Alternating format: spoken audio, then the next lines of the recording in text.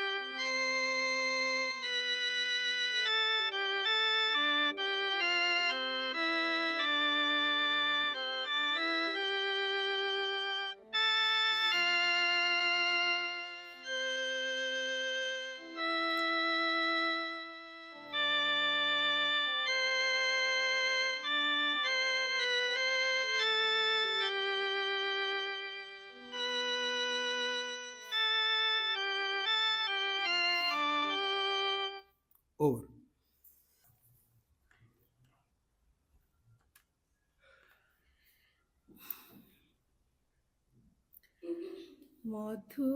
मधुमयी सबु मधुमय तोर मधुमयी सबु मधुमय तोर नाम तोर सबुठु मधुर नाम तोर सबुठु मधुर तुलना की अछि तार मधुमयी सबु मधुमय तोर रूप तो मधुर শোভা তো মধুর, রূপ তো মধুর, শোভা তো মধুর, যেতে দেখিলে বি মন চাহুথায়ে, আহুরি দেখিবা পাই, মধুময়ী সবু মধুময় তোর, হস তো মধুর, বেশ তো মধুর, হস তো মধুর, বেশ তো মধুর, মধুর তো দুই পাদ, আহুরি মধুর তো আশিস ফুল, তো তুলসী পর সাদ, মধুময়ী সবু মধুময় তোর, মধুর তো লেখা, মধুর তো রেখা, মধুর তো লেখা, মধুর তো রেখা, মধুর হাত বাণী, আহুরি মধুর তো সঙ্গীত সুধা, চিত্ত হই যায় টানি, মধুময়ী সবু মধুময় তোর, মধুর তো ইচ্ছা, মধুর তো যোগ, মধুর তো ইচ্ছা, মধুর তো যোগ, মধুর সাধন তোর, তো প্রেম মধুরে মধুময় হেউ, এ সারা জীবন মোর, মধুময়ী সবু মধুময় তোর, মধুময়ী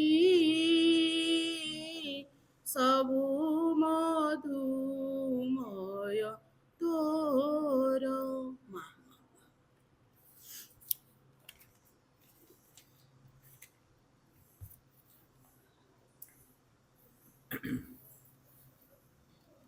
ବହୁତ ଧନ୍ୟବାଦ ଅପାଙ୍କୁ। ଯାହା ତାଙ୍କର ଆଜି ଶୁଭ ଜନ୍ମଦିନରେ ମାଙ୍କ ନିକଟରେ ଗୋଟେ ଭକ୍ତିଯୁକ୍ତ ନିବେଦନଟି ରଖିଛନ୍ତି, ତେଣୁ ଆମେ ନିଶ୍ଚିତ ଭାବରେ ମାଙ୍କ ପାଖରେ କୃତଜ୍ଞତା ଜ୍ଞାପନ କରିବା। ଶେଷରେ ଆମର ପରିଡ଼ାପ ମଧ୍ୟ କନକ୍ଲୁଡ଼ିଂରେ ଗୋଟେ ପ୍ରେୟାର ବି ବୋଲିବେ ହେଲା, ତେଣୁ ଆମେ ଏବେ ତ ଅପା ବୋଲିଦେଲେ, ତେଣୁ ପରିଡ଼ାପ ଶେଷରେ ବୋଲିବେ। ବର୍ତ୍ତମାନ ଆମେ ଆଲୋଚନା ପ୍ରସଙ୍ଗକୁ ଆସିବା।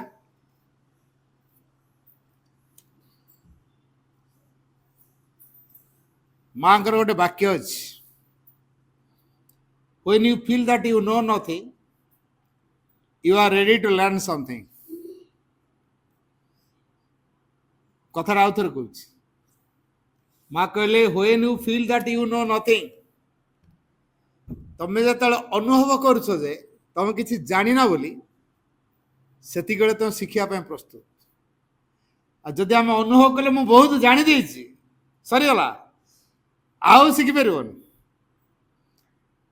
तेणु स्टूडेंट ताकू कहा जाए जे प्रति मुहूर्त शिक्षा करुथाए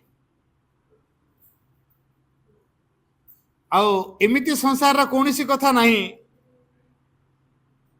जोटा कि ताकू शिखा को पड़ोनी सब कथा शिख किंतु ये जो शिक्षा पश्चात उद्देश्य कौन रहा ज्ञान अर्जन ज्ञान कौन पे आवश्यक निजको जानिबा निज उपरे प्रभुत्व अर्जन करवा जो पृथ्वी को आम आसचे से पृथ्वी को जानिबा पृथ्वी को बुझा ना सर्टिफिकेट अर्जन करवा चाकरी करवा अर्थ उपार्जन करवा परिवार भरण पोषण करवा ए कि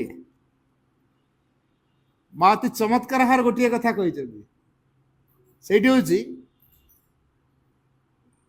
संतान उत्पन्न लालन पालन परिवार भरण पोषण ये सब भितर व्यस्त रहा तू बड़ी कदर्य कार्य संसार आ किसी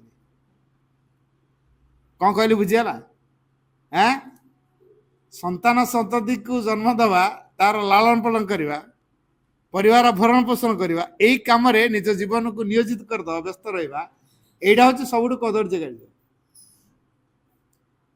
तामें कौन आम कि संसार करवा नहीं बासा हवा नहीं छुआ पिला कमेवा नहीं लालन पालन करवा नहीं सब हम किंतु से व्यापृत रही जाऊे ता बाद आउ किछि अछि से कहले व्हाट एवर यू डू तमें जहाँ भी करो ना कहीं never forget the true aim in your life never forget the true aim in your life अर्थात तुम जीवन जो यथार्थ लक्ष्य सेटा कदे भूलबनी कौन से यथार्थ लक्ष्य टी भगवान होचन आम जीवन यथार्थ लक्ष्य जेहेतु भगवान होचन आम जीवन यथार्थ लक्ष्य तेणु जहा करगले भी सब उद्दिष्ट हम भगवान पाई मु काम करी भगवान पाई लालन पालन करी भगवान पाई कारण पिला मोर नुह मो माध्यम भगवान संतान मान संसार को मुझे केवल गोटे कैरियर बहन कर आनबार माध्यम कैरियर एवं ए पृथ्वी पृष्ठ से जीवनर यथार्थ लक्ष्य को सूचे दबा लक्ष्य दिगरे प्रस्तुत करदेवे मुझे उपयोगी हो पार्ली ताले मु यथार्थ पिता व यथार्थ माता अनेक समय कहे जननी और माता माँ भीतर फरक अच्छी ना नहीं जननी और माँ भीतर फरक अच्छी ना नहीं जननी जन्म दे जननी हो माँ बाड़ा सहज कि to create a true being is to maternity कौन कहली के शुणुन कौन कहली to create a true being is to true maternity maternity हूँ मातृत्व गोटे यथार्थ सत्ता को सृष्टि करवा हूँ यथार्थ मातृत्व तेणु यथार्थ सत्ता केमी जान पिला जन्म हो गले माँ तो हो ना पिता माता अभिप्सा करके पिला को आने पूर्णांग शिक्षा जन्म आरंभ से आरंभ होता है कौटू शिक्षाटा तेल कौटू हम जन्म आरंभ क्या पाखर हम हाँ जन्म आरंभ क्या पाखर हम कह देख तुम यदि इतिहास पृष्ठा भारतर इतिहास को जब अनुधान कर पुराण शास्त्र को अनुधान कर शुणी था जब के लवकुश ना शुणिच ना ना माँ किए सीता लवकुश जन्म हवा पूर्वर सीता देवी कौट रही वाल्मीकि ऋषि आश्रम कौन भाई ये राजवास छाड़ी ऋषि आश्रम कहीं रही ना से प्रकृत संस्कार मिल पिला माने उपयुक्त धारा गढ़ी हे उपयुक्त प्रभाव रे तैयारी हे गोटे तपस्वीर भाव में साधनार प्रभाव रे से निजे तैयारी हे आ से धारा पिला को तैयारी हे तापर पिला जन्म हो गले क्षत्र तेज ब्रह्म तेज बलियान हो गले जड़े गोटे घोड़ाटे छाड़ देखा किए घोड़ा गोटके ये दुईटा पिला अटके देले लड़ाई गला का सहित लड़ाई न हो कह लक्ष्मण सहित लड़ाई भरत सहित लड़ाई शत्रुघ्न सहित लड़ाई हनुमान सहित लड़ाई शेष राम सहित लड़ाई सब हारुंट ये जो दुईटा पिला 12 वर्षर पिला प्रभु श्रीराम को हर दौरान श्रीराम आश्चर्य पिला दिटा किए मत हरईदेले एभली शक्ति एभली तेज कौटू आसला भितर परे जानले जे एमाने होचंदी मोरी पिला परे जानले बहुत परे जानले बापा निजे भी जानी पार दिए ता पिला बोली बुझे तो परे जानले तेणु आमे ये जो प्रभाव शिक्षार जो प्रभाव कौटू आसी थाए पिलाटी जन्म ना पूर्व आज तुम सब टिके टिके टिके टिके बड़ हम चाकरी कर रोजगार कर कौन प्रकार बंचार गोटे सोर्स तैयारी कर निहती कह बासा हम कौन पे बासा हम एबेटू चिंता कर तो कौन पे बासा हम पुणी छुआ पिला कमेब कौन पे सन जन्म दब केमिति भाव जन्म दब कौ प्रकार प्रभाव तैयारी कर अनेक कहते बापा माँ जब पिलाटा भारी दुष्ट हो जाती मानुना जिदखोर हो जाती तेणु बापा माँ चेतनार जो अवस्था पिलाटा गर्भरे स्थान पाई से समय बापा माँ जो चेतनार थिले से अनुसार पिला तैयारी ये शिक्षा कौटी मिल केवल पूर्णांग शिक्षा भितर अच्छी तेणु गोटे यथार्थ मानव सत्ता टी तैयारी करने आम मान एबेठू प्रस्तुत हो पड़ो गोटे दिव्य भविष्य को आमको आखि आगे आने पड़ो एमती अनेक पिला तैयारी होते केतेक विवेकानंद को तैयारी केतेक श्रीराम को तैयारी केतेक श्रीकृष्ण को तैयारी केतेक श्री अरविंद को तैयारी केतेक श्री चैतन्य को तैयारी केतेक जीशु को तैयारी डॉक्टर इंजीनियर तैयारी सहज साइंटिस्ट तैयारी सहज 50 लाख कि कोटी खर्च कले डॉक्टर ही बाहर पड़ो बापार पैसा अच्छी जाओ रेसिडेंशियल कॉलेज रे पाठ पढ़ेवा भल कोचिंग फोचिंग दवा बस डॉक्टर ही बाहरला तापर कौन हम सी जेहेतु पैसा देकी पाठ पढ़ी डॉक्टर होला कौन कर मागणार सेवा करदेव पैसा नहीं कि दे काम कर प्रेस्क्रिप्शन लिख 1000 थो धाड़िए लिखिदेव से भी 1000 ऑपरेशन कर 50,000 कि लक्षे कि 2 लाख 3 लाख 5 लाख तो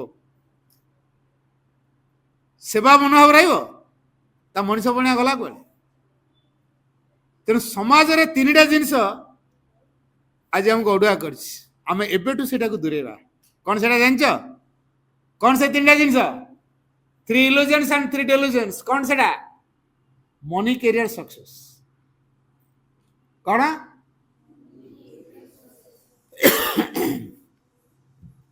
मनी उद्देश्य पाठ पढ़ानी कैरियर गढ़िया उद्देश्य पाठ पढ़ानी सक्सेस लक्ष्य नहीं पाठ पढ़ा कौन पढ़ा पढ़ा ये गोटे यथार्थ सत्तार तैयारी हवा पृथ्वी को जानिबा निज प्रकृति को जानिबा निज उपरे कर्तृत्व अर्जन करवा निज को चिन्हवा निज को अतिक्रम करवा एवं जो 5टा कथा मुख्यतः कहबू भाई तो पूर्ण विशद भार आलोचना करेंगे हाँ मुझे जान पूर्णांग शिक्षा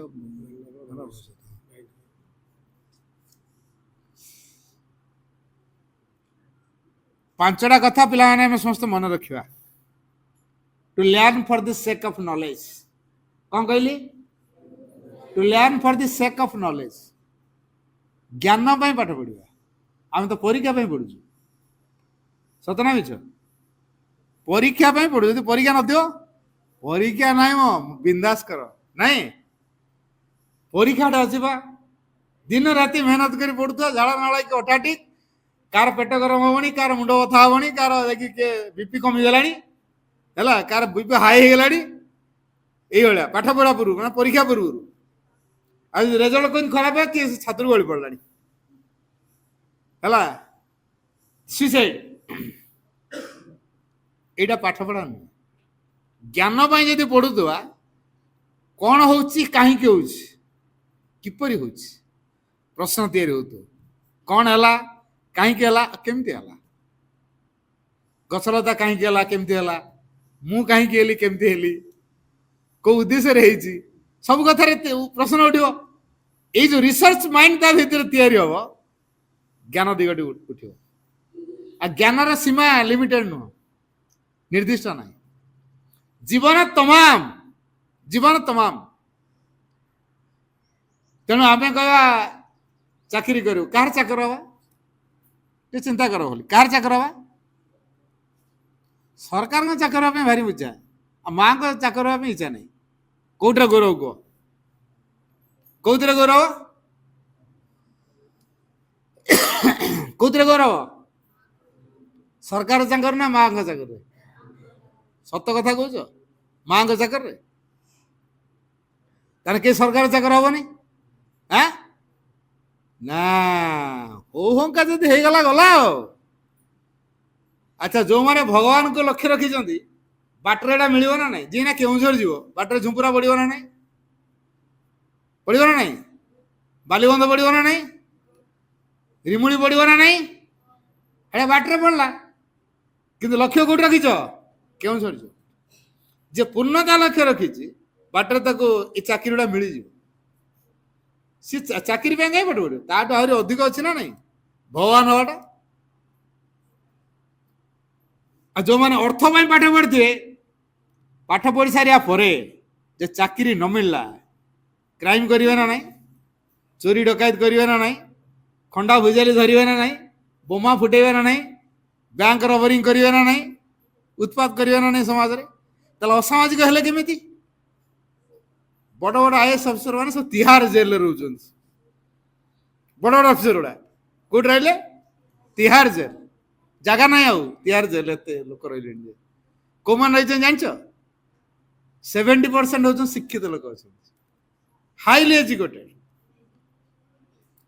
सब करप्शन फसी कौथे करप्शन करप्शन कले कहीं कहना जो टंकार निशाटा धरती है तेणु करप्शन कर पकेले धरपकड़ है धरा पड़े कौट रही जेल कौन आम कैदी बनिया पाठ पढ़ू एत पाठ पढ़ू कैदी बनू बोली ना माँ को चाकर की गौरव अर्जन कर माँ को चाकर जो गौरवटा अच्छी एटा जीवन सारा सरकार चाकर कर 60 वर्ष पर सरकार कौन कर गोटे किक मार घरे पड़ती सतना मिछ आउ क्वार्टर दब एसी रूम दब गाड़ी दब किछि दब आगुरी ऑफिसर होता क्वार्टर देता गाड़ी देता केते सेक्रेटरी पीए सब पाखर थिले आ 60 पार गला परे गेट आउट कर देला कौतरे गौरव कह तो to learn for the sake of knowledge ज्ञान सकाशे पढ़ा है द्वितीय दिगटा to know the secrets of nature and life जीवन एवं प्रकृतिर रहस्य को बुझा कौन कहली जीवन और प्रकृतिर रहस्य तृतीय दिग to educate oneself in order to grow in consciousness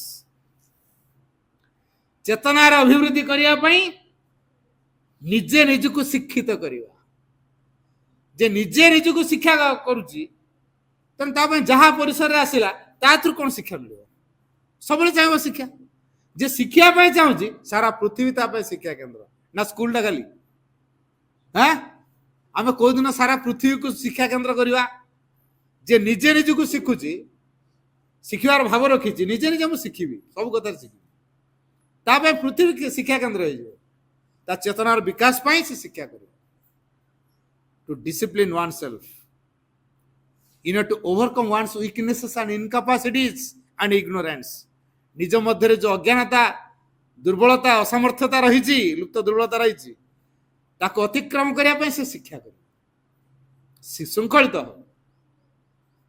ଏଇ ଯୋଉ ଶୃଙ୍ଖଳା ତା ନିଜ ଭିତରୁ ବାହାର କରିବ। ଆମ ଭିତରେ ଦୁର୍ବଳତା ନାହିଁ, ଆମେ ଭାରି ଶାନ୍ତ ଗୁଡ଼ା, ଜମା ରାଗୁନୁ, ଆମର ଜମା ଲୋଭ ନାହିଁ। ବାଟରେ ନା ଗୋଟେ କାହାର ହାରଟା ଛିଣ୍ଡିକି ପଡ଼ିଯାଇଛି, ବାଟରେ ଦେଖିଦେଲ, ନବ ନା ନାହିଁ? ନା ଡାକି ପଚାରିକି ଦେଇଦେବ? କାହାର ଆଡଭର୍ଟାଇଜ କର, ଟିଭିରେ ଦିଅ, ହବ? 10 ଲକ୍ଷ ଟଙ୍କା ହବ ଯେ ହାରଟା, 10 ଲକ୍ଷ, ରାଣୀ ହାରଟା 10 ଲକ୍ଷ ଟଙ୍କା ହବ, ଦେଇ ହବ? ପାଇଯାଇଛି, ଚୁପ୍ କି ଭେନିଟିରେ ଗଳେଇ ଦେଇ ଘରକୁ ପଳେଇବ, ଲୁଚେଇ କୋଉଠି ରଖିଦେଇଥିବୁ, ଦେଇ ହବ ସହଜେ? ଦେଇ ହବ। ଲୋଭ ଅଛି ନା ନାଇଁ? କିନ୍ତୁ ଅନେକ ଅନେକ ଲୁପ୍ତ ଦୁର୍ବଳତା ସବୁ ରହିଛି, ତାକୁ କିନ୍ତୁ ଅତିକ୍ରମ କରିବା।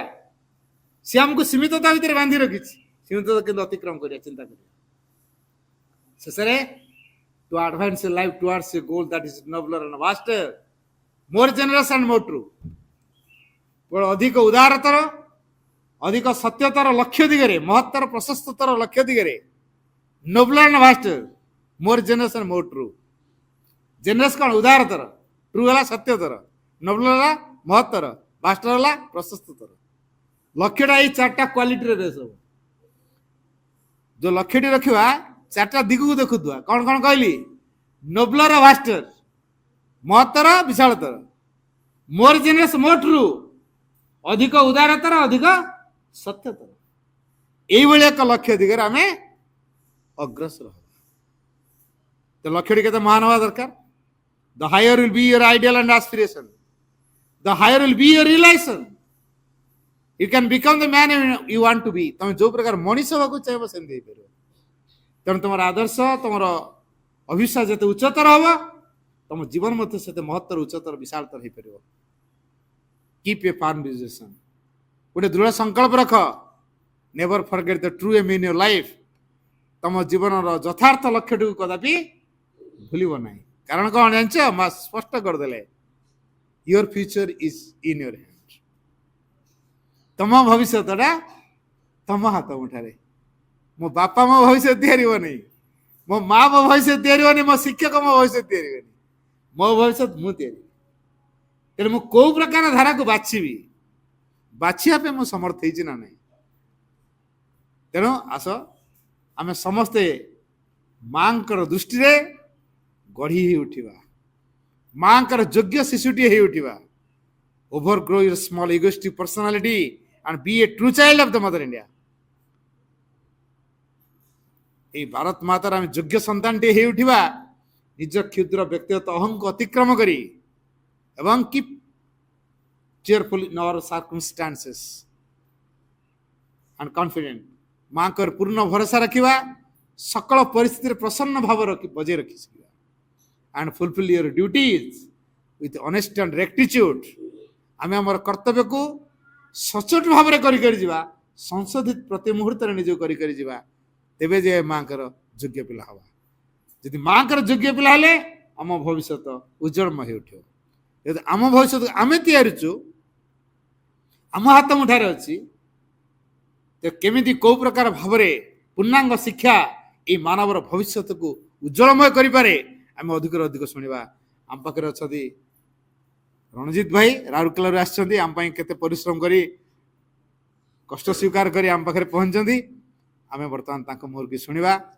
ମୁଁ ଅନୁରୋଧ ରଖିବି ରଣଜିତ ଭାଇଙ୍କୁ, ସେ ତାଙ୍କର ବକ୍ତବ୍ୟ ରଖିବେ। ଭାଇ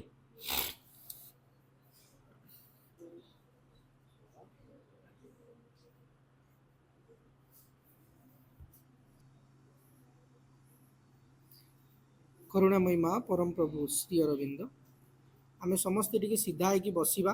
ସବୁ ପିଲାମାନେ ସିଧା ହେଇକି ବସ। ମୁଁ କିଛି ମନ୍ତ୍ର କହିବି, ମୋ ସାଙ୍ଗରେ ସମସ୍ତେ ଉଚ୍ଚାରଣ କରିବ। ଓମ୍ ଆନନ୍ଦମୟୀ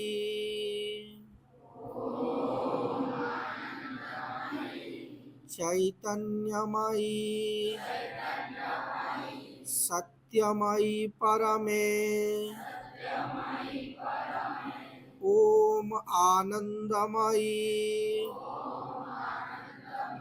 चैतन्यमयी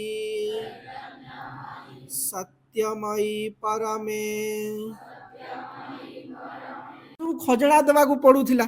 ଅନ୍ୟମାନେ ଯିଏ ବି ଯାହା ଚାଷ କର କିଛି ବସ୍ତା ଧାନ ତାକୁ ନେଇକିରି ତୁମକୁ ଦେବାକୁ ପଡିବ। ସେ କିଛି କରିବାର ନାହିଁ, ସେ କିଛି କରିବାର ନାହିଁ, ସେ ଘରେ ବସିଥିବ। ତୁମେ ତୁମର ଚାଷ କରିବ, ପାଣି ଦବ, ସବୁ କରିବ। ଆଉ ଯେତେବେଳେ ଧାନ ହେଇଯିବ ତା ପାଖରେ ଧାନ ନେଇକି ପହଞ୍ଚିବାକୁ ପଡିବ। ତ ବହୁତ ଲୋକଙ୍କର ସମ୍ପତ୍ତିକୁ କିଛି ଲୋକ ଭୋଗ କରୁଥିଲେ। ଗୋଟେ ସାଧାରଣ ଗରିବ କୃଷକଟେ ତା ଜମିରେ ଚାଷ ବାସ କଲା, କିନ୍ତୁ ଅଧିକାଂଶ ଭାଗ ରାଜା ନେଇଗଲେ। ଯଦି ଯିଏ ନ ଦବ, ରାଜା ଗୁଣ୍ଡା ରଖିଥିଲେ, ଆସିକିରି ପିଟିବେ ତୁମକୁ, ଘରେ ପିଟିବେ ଲୋକମାନଙ୍କୁ, କହିବେ ତୁ କାହିଁକି ଦେଲୁନି, ତାପରେ ତାଙ୍କଠୁ ଜବରଦସ୍ତି ଛଡେଇକିରି ନେଇଯିବେ। ତ ଏଇଟା କେତେ ବର୍ଷ ତଳର କଥା, ଅଳ୍ପ କିଛି ଦିନର, ମାନେ 60-70 ବର୍ଷ ବି, ମାନେ ଯେତେବେଳେ ଆମ ଭାରତ ପରାଧୀନ ହେଲା, ଇଂରେଜ ମାନେ ଯେତେବେଳେ ଆସିଲେ, ସେତେବେଳେ ଭାରତ ରାଜା ମାନଙ୍କ ଅଧୀନରେ ସବୁ ଥିଲା। ଏବଂ ଇଂରେଜ ମାନେ ବି ସେମିତି ପଶିଥିଲେ। କେମିତି ଇଂରେଜ ମାନେ ପଶିଥିଲେ ଜାଣିଛ? ଗୋଟେ ରାଜା ଥିଲେ, ତାଙ୍କ ଝିଅକୁ ବହୁତ ଜ୍ୱର ହଉଥିଲା। ତ ସେ ଜ୍ୱର ଭଲ ହଉନଥିଲା, ସେତେବେଳେ ଇଂରେଜ ମାନେ ଚାହୁଁଥିଲେ ଯେ କେମିତି ଭାରତକୁ ଆସିକିରି ଏଠି ତାଙ୍କର ବାଣିଜ୍ୟ ବ୍ୟବସାୟ କରିବେ। ତ ସେମାନେ କହିଲେ ଯେ ଆମେ ଆପଣଙ୍କ ଝିଅକୁ ଭଲ କରିଦେବୁ। ଆସିଥିଲେ ବାଣିଜ୍ୟ କରିବାକୁ। ତାପରେ ସେମାନେ ତାଙ୍କ ତ ଟିକେ ବେଶୀ ଜ୍ଞାନୀ ଥିଲେ, ତାଙ୍କର ମେଡିକାଲ ସାଇନ୍ସ ବେଶୀ ଆଗକୁ ଯାଇଥିଲା। ତ ଔଷଧ ପତ୍ର ଦେଇକିରି ତାଙ୍କ ଝିଅଟାକୁ ଭଲ କରିଦେଲେ। ତ ରାଜା ଖୁସି ହେଇକିରି ତାଙ୍କୁ ତାଙ୍କ ରାଜ୍ୟରେ ଯାହା ବାଣିଜ୍ୟ କର କହିକି ଘର ଦ୍ୱାର ଦେଇକିରି ତାଙ୍କୁ ସବୁ ପଶେଇଦେଲେ। ତାପରେ ଧୀରେ ଧୀରେ ସେମାନେ ପଶିକିରି ସେ ରାଜାକୁ ବି ଦିନେ ତାଙ୍କ ଅଧୀନକୁ ନେଇ ଆସିକି ସମଗ୍ର ଭାରତକୁ ତାଙ୍କ ଅଧୀନକୁ ନେଇ ଆସିଲେ। ଏଇଟା କେତେ ବର୍ଷ ତଳର କଥା, 200 ବର୍ଷ ବି ହବନି, 150 ବର୍ଷ ତଳର କଥା। ଆମେ ତ 1947 ମସିହାରେ ସ୍ୱାଧୀନ ହେଲେ, 1947 ମସିହାରେ ଜନ୍ମ ହେଇଥିବା ଲୋକ ଏବେ ବି ବୁଲୁଛନ୍ତି, ତୁମ ବଡବିଲରେ ବି ଥିବେ କେତେ। ତେଣୁ ଏଇଟା ବେଶୀ ଦିନର କଥା ନୁହେଁ। ଏବଂ ସେତେବେଳେ କୁହାଯାଉଥିଲା ଯେ ଇଂଲଣ୍ଡର ସୂର୍ଯ୍ୟ କେବେ ଅସ୍ତ ହୁଏନି। ତା ମାନେ କଣ? ଆମେ ଦେଖୁଛୁ ସୂର୍ଯ୍ୟ ଉଦୟ ହଉଛନ୍ତି, ଅସ୍ତ ହଉଛନ୍ତି। ଇଂଲଣ୍ଡର ସୂର୍ଯ୍ୟାସ୍ତ ହୁଏନି।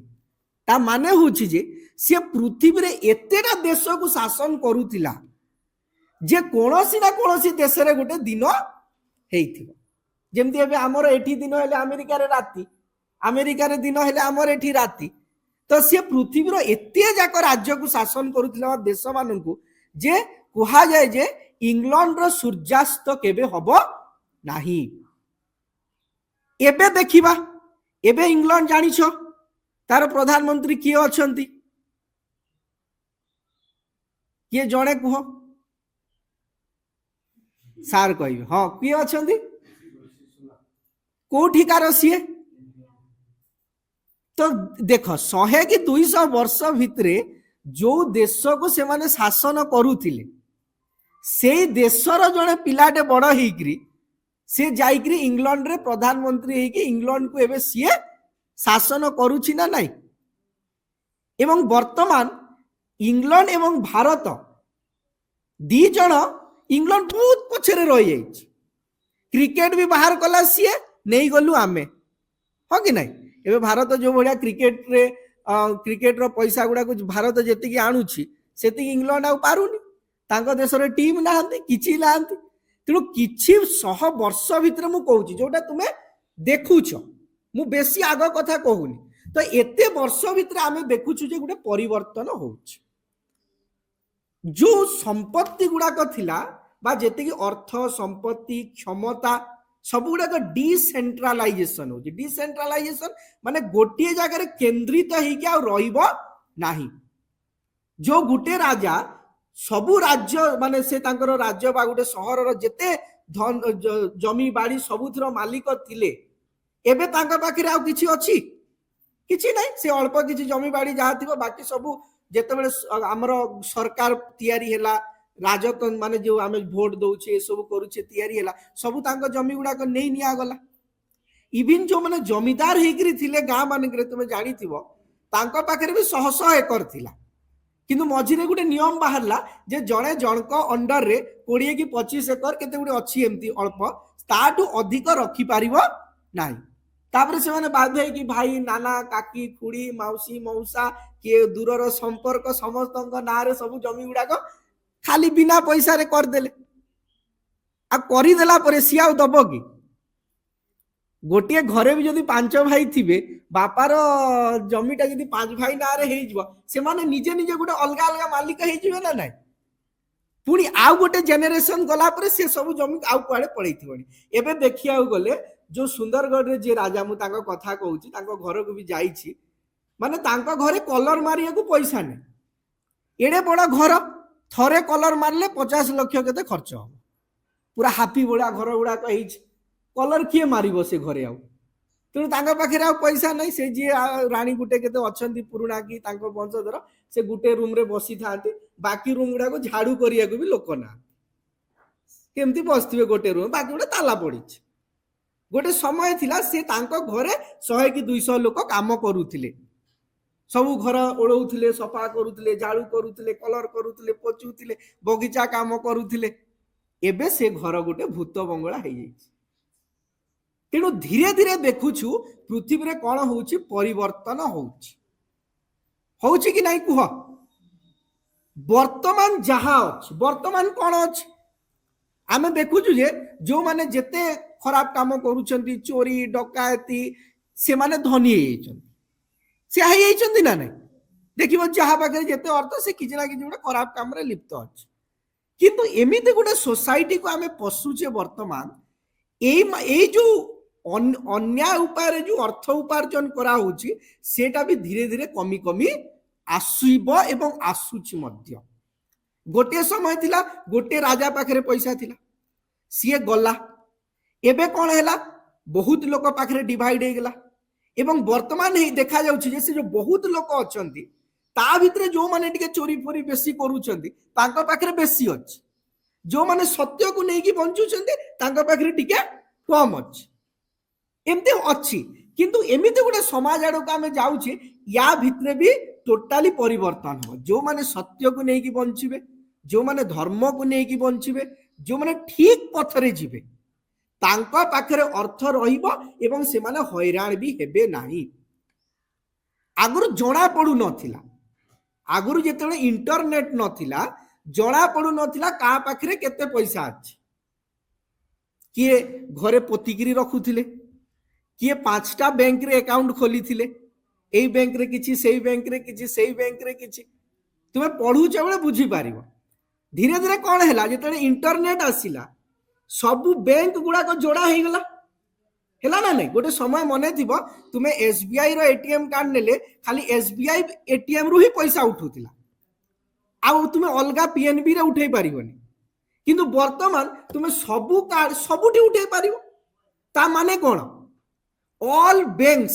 जेते भी अछंती समस्त लिंक्ड अछन तुम पैसा जोठी थिले भी गोटे जगह रे शो करिवो जदि घरे रखिवो घरे नियम अछि एतिकी रु अधिका रखि पारिबोनी बाय चांस जदि पसी गले ताहले तुम हालत ढिला कर दे जदि पळे आसिले घरे जदि पाई गेले 10 कोटी की 15 कोटी माने एमिति हैरान करिवे जे 5 पुरुष जे तुम मुह देखै पारिबोनी बाहर मन कर जनका घर को पसी गले बापा को बांधी नहीं गले कहूची कथा किछि दिन पर छाड़ी भी देले किंतु तांक से जो बापार पुओ झियोटा जो स्कूल रे पढुतिबे तार सांग माने तो कोन कहबे ए तो बापा को नहीं जाइथिले पुलिस धरी की नहीं गल ताऊ कमती लागिबो से छुआटा जो पढुतिबो ता जीवनटा पूरा वृथा हेला बलिया लागिबो कि नहीं ता मां कोटी गुडे जाइथिबो बाहागर कहबे तो स्वामी को नहीं जाइथिले की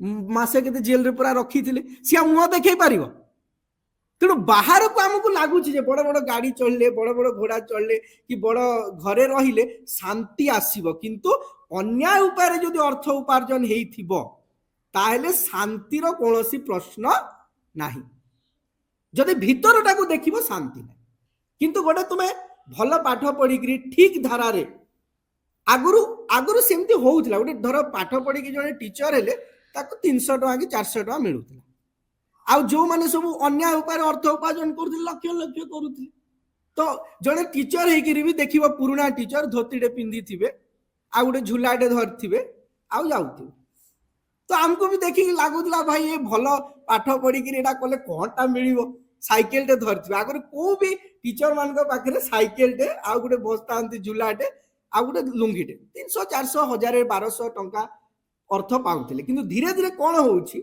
सबु भितर गोटे बैलेंसिंग आउछ एबे जदि तुमे ଧର ଭଲ ପାଠ ପଢିକି ଗୋଟେ यूनिवर्सिटी रे किंबा गोटे ऑटोनोमस कॉलेज रे गोटे सिंपल लेक्चर टे भी हेगला जदी हेले तुमरो सैलरी लक्ष्य ऊपर रहिबो कि नहीं कह आ जदी प्रोफेसर रैंक को गला हेले 3 लाख पका पके पळे आसीबो जोटा कि तुमरो मुख्यमंत्री रो सैलरी उठी भी बेसी एमएलए एमपी गुडा करे सेति की सैलरी ना तेणु मो कहिबार उद्देश्य होची धीरे धीरे कोन होची आमे गोटे सत्य आड़ को जाउची जदि तुम सब जिनस देखिब ताहले आमे सत्य आड़ को जाउची एबे जदि तुम एंड्रॉइड मोबाइल टे धरुछ माने तुमे कोन करूछ से मोबाइल रे सब डाटा अछि ना नहीं इवन तुमे कोठी के जाउछ का संगे कथा आइछ कोठी केते समय रहिछ मु एबे जदि धर जो आसिली को बाट देइकरी आसिली सब रेकर्ड हे जदि गवर्नमेंट चाहिबो जे ये रंजित कुआडे जाइथिला आजी जदि धरिया को चाहिबो फटफट धर देबो कि नहीं एबे भी एठी की पळे आसीबे मो फोन नंबर जुआडे जुआडे जाइछि सियाडी सियाडी ट्रैकिंग हे की पळे आसीबे जदि चाहिबे ता माने आम अजाणतरे वी आर अंडर सर्विलियंस आमे समस्त सर्विलियंस रे अछि सेति पई तो जेते बड़ा बड़ा चोर जुआडे भागले भी धरी पकौ आगु धरी पारु रहतिले एबे जदि भूल रे फोन ऑन कर देला मरिले पुणी फोन ऑन न कले भी ट्रैक होउची जदि एंड्रॉइड मोबाइल धरुछ ता माने जदि ऑन भी न कले भी से सिग्नल पठौची जोटा कि आमे जानी पारु नाहु तेणु आमे धीरे धीरे एमिति गोटे सोसाइटी आड़ को प्रवेश करूछु जोठी आ लुचेई हबने किछि जिंस लुचेई पारिबनी तुमे आउ 20 वर्ष गले देखिबो जेतेले तुमे बड़ हेइबो चाकरी आकरी करबो आउ टिके बड़ हेइ जा देखिबो आउ 20 इयर्स परे जुग टोटली बदली जाइथिबो जेते कि फास्ट बदलुछ ये मोबाइल आसीबा इंटरनेट आसीबा ए किछि वर्ष तळर कथा 2014 मसिया रे मोर मने अछि प्रथम करी आमे जानिलु जे कोन एंती सब माने चालुछ इंटरनेट कहि पुनी सेते बेले भी ए 10 टंका 15 टंका देकी पका होउतिला तापरे आमे ताकू व्यवहार करूथिले चालुथिले किंतु एबे टोटली देखो केते वर्ष 10 वर्ष भी हेनी आमे देखिले जे कंप्लीटली कुआडे से कंप्यूटर गला टीवी गला कोन गला सब उबे गला आ गुटे नुवा प्रकार जिंस आसिला एटा होउछि आमर अजाणतरे आमको गोटे आड़ू तार खराब लगी पारे किंतु आउ गोटे आड़ू सत्य आड़ को धीरे धीरे आमे जाउछे ट्रुथ आड़ को जाउछे जदि तुम सत्य को लेकिन बंचीच आराम से शांति रे सोइब जदि तुम असत्य धारा रे अछ निश्चित भाव रे हैरान हब कोनोसी भी असत्य काम जदि करिछ सब मुहूर्त रे तुम तुम मन भितर गोटे चिंता रहिबो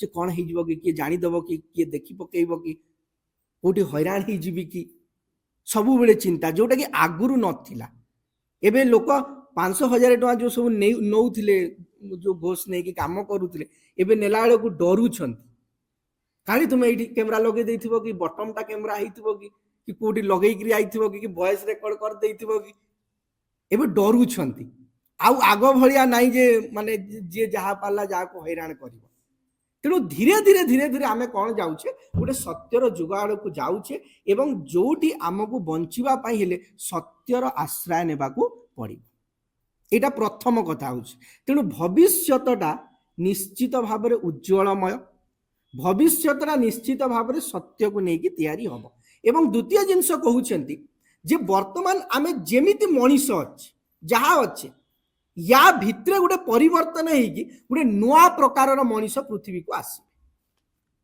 जेमिति आउ जदि आगो आमे पछ को जीवा जेमिति आमे जानि छे जे समस्ते जे प्रथमे मनीष नथिले प्रथमे कोन थिले मांकड़ माने थिले तापरे धीरे धीरे मांकड़ रु कोन हैला मनीष आसिले आमे पढुछे इवोल्यूशन कहि कि जो विवर्तन कहि कि पढुछे सेइतिरे धीरे धीरे गोटे भलो मनीष हैला तापरे आ गोटे मनीष एम्ति हेई कि धीरे धीरे मनीष छिडा हेई कि ये हैला जदि क्लास 10 भितरे गोटे अच्छी मैग्नन क्रो मैग्नन एमती सब मेन गुडा को अच्छी तापरे धीरे धीरे ब्रेन रो साइज टा धीरे धीरे कोन हिची बढ़ी ब्रेन रो साइज टा बढ़ी एवं बढ़ी कि आमे गोटे मनीष भाव रे आसिकी छिडा हेची तो सेते बेले जेते बेले मांकड़ माने खाली थिले के विश्वास करिवो कि जे मांकड़ भितर मनीष हबो कहि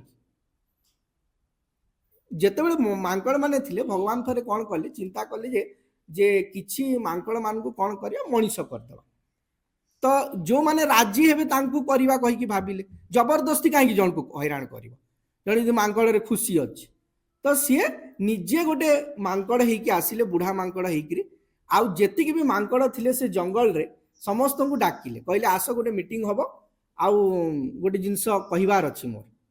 ତାପରେ ସବୁ ମାଙ୍କଡ଼ ଆସିଲେ, ତାଙ୍କୁ ସବୁ କହିଲେ ଯେ ଗୋଟେ ନୂଆ ପ୍ଲାନିଂଟେ ଭଗବାନ କରୁଛନ୍ତି, ମୁଁ ତାଙ୍କର ଦୂତ ହେଇକି ଆସିଛି, ଯେ ତୁମେ ମାଙ୍କଡ଼ ହେଇକି ତ ବହୁତ ଦିନ ରହିଲଣି, ଆଉ କେତେ ଦିନ ଏମିତି ରହିବ, ତେଣୁ ତୁମକୁ ଚାଲ ମୁଁ ମଣିଷ କରିଦେବି। ତ ମାଙ୍କଡ଼ ମାନେ ଇଏ ତାକୁ ଅନେଇଲା, ସିଏ ତାକୁ ଅନେଇଲା, ଆଉ ମଣିଷଟା କ'ଣ ଜିନିଷଟା ଜାଣିବାକୁ ପଡ଼ିବ ନା ନାହିଁ। ତାପରେ ସିଏ ପଚାରିଲେ ହଉ ଠିକ କଥା, ଯେ ସେ ମଣିଷଟା କ'ଣ କେମିତି ହେଇଥିବ ସିଏ। ତାପରେ ଗୋଟେ ଜିନିଷ ଯୋଉଟା ଦେଖିନଥିବ ଟୋଟାଲି, ତାକୁ କେମିତି ବୁଝେଇ ହବ। ତାପରେ ଭଗବାନ ବହୁତ ଚିନ୍ତା କଲେ, ୟାଙ୍କୁ ତ ଯେତେ ବୁଝେଇଲେ ବି ହବନି। ୟାଙ୍କୁ ଯଦି କହିବି ମୁଁ ଯେ ତୁମେ ଗଛରୁ ଗଛ ଡେଇଁବା ଆଉ ଦରକାର ନାହିଁ, ତୁମେ ଗାଡ଼ି ମଟରରେ ଯିବ, ସେମାନେ ବୁଝିବେ କି? ତାଙ୍କୁ ଯଦି କହିବି ନାଇଁ ବହୁତ ଗରମ ହେଲେ ତୁମେ ଫ୍ୟାନ୍ ଲଗେଇକି ବସିବ, କି କୁଲର ଲଗେଇକି ବସିବ, କି ଏସି ଲଗେଇବ, ସେମାନେ ତ ଏଇଟା ବୁଝିପାରିବେନି। ତେଣୁ ଭଗବାନ ତାଙ୍କୁ ଗୋଟେ କଥା କହିଲେ ଯେ ଦେଖ, ଗୋଟେ ଜିନିଷ ମାନେ ତୁମେ ବୁଝିପାରିବ ଯେ ତୁମର ଯୋଉ ଲାଞ୍ଜ ଅଛି, ସିଏ ଲାଞ୍ଜଟା ଆଉ ନଥିବ, ଆଉ ତୁମର ଲାଞ୍ଜ କଟିଯିବ, ବିନା ଲାଞ୍ଜରେ ତୁମେ ଗୋଟେ ଜୀବ ହେଇକି ରହିବ, ଆଉ ପୃଥିବୀରେ କାମ କରିବ। ତ ବହୁତ ମାଙ୍କଡ଼ କହିଲେ ଯେ ଆମର ଦରକାର ନାହିଁ ଭାଇ, ଲାଙ୍ଗୁଡ଼ଟା ହେଉଛି ଆମର ସବୁଠୁ ପ୍ରିୟ। ମାଙ୍କଡ଼ ମାନେ ଦେଖି ତ ସବୁବେଳେ ଲାଙ୍ଗୁଡ଼କୁ ଧରିକି ତାଙ୍କର ଖେଳାଖେଳି ସବୁବେଳେ କରୁଥାନ୍ତି। ତେଣୁ ସମସ୍ତେ ମନା କରିଦେଲେ। ତା ଭିତରୁ କିଛି ଜଣ ଥିଲେ ଯେଉଁମାନେ ପିଲା ମାଙ୍କଡ଼ ମାନେ କହିଲେ ଯେ ଆମର ଆଉ ଦରକାର ନାହିଁ ଏ ଲାଙ୍ଗୁଡ଼, ଆଉ କେତେ ଦିନ ଲାଙ୍ଗୁଡ଼ ଧରିକି ରହିବା, ତାପରେ ଆମେ ଗୋଟେ ହେବା ମଣିଷ, ଟେଷ୍ଟ କରିବା କେମିତି ହେଉଛି। ତାପରେ ତା ଭିତରୁ କିଛି ଜଣ ମଣିଷ ହେଲେ, ତାପରେ ଧୀରେ ଧୀରେ ଆମେ ମଣିଷ ମାନେ ଏତେ ସବୁ ମାଙ୍କଡ଼ରୁ ତିଆରି ହେଇଛି। କିନ୍ତୁ ସେତେବେଳେ ଯଦି ଚିନ୍ତା କରିବ, ଗୋଟେ ମାଙ୍କଡ଼ ହେଇକି ଯଦି ଚିନ୍ତା କରିବ, କେବେ ବି ମଣିଷ ହବ କହିକି ଆମେ ଭାବି ପାରିବା ନାହିଁ। ସେମିତି ମା ଶ୍ରୀ ଅରବିନ୍ଦ ଆମକୁ ଆସିକି କହୁଛନ୍ତି ଯେ ଏଇ ମଣିଷ ମାନଙ୍କ ଭିତରୁ ବା ଆମ ମାନଙ୍କ ଭିତରୁ ଗୋଟେ ଅତି ମାନବତ୍ୱ ଆଡ଼କୁ ଆମେ ଯାଉଛେ, ବା ଗୋଟେ ଦିବ୍ୟ ମାନବ ଆଡ଼କୁ ଆମେ ଯାଉଛେ, ଯୋଉଟା କ'ଣ ଏବେ ଆମକୁ ବୁଝେଇଲେ ବି ଆମେ ବୁଝିପାରିବା ନାହିଁ। କିନ୍ତୁ ଏତିକି ମନେ ରଖ ଯେ ସେ ଯୋଉ ଦିବ୍ୟ ମାନବତ୍ୱ ଆଡ଼କୁ ଆମେ ଯାଉଛେ, ସେ ଦିବ୍ୟ ମାନବ ଆଡ଼କୁ ଯିବା ପାଇଁ ହେଲେ ଆମେ ନିଜକୁ ପ୍ରସ୍ତୁତ କରିବାକୁ ପଡ଼ିବ। ଯେହେତୁ ଆମ ଭିତରେ ମନ ଅଛି, ତେଣୁ ସେ ମନଟାକୁ ନେଇକି ଆମକୁ ପ୍ରସ୍ତୁତ କରିବାକୁ ପଡ଼ିବ। ତେଣୁ ଯଦି ଭବିଷ୍ୟତଟା ପ୍ରଥମ କ'ଣ କହିଲି, ସତ୍ୟକୁ ନେଇକି ବଞ୍ଚିବା। ଯଦି ସତ୍ୟକୁ ନେଇକି ନ ବଞ୍ଚିବା, ହଇରାଣ ହେବାଟା ସ୍ୱାଭାବିକ।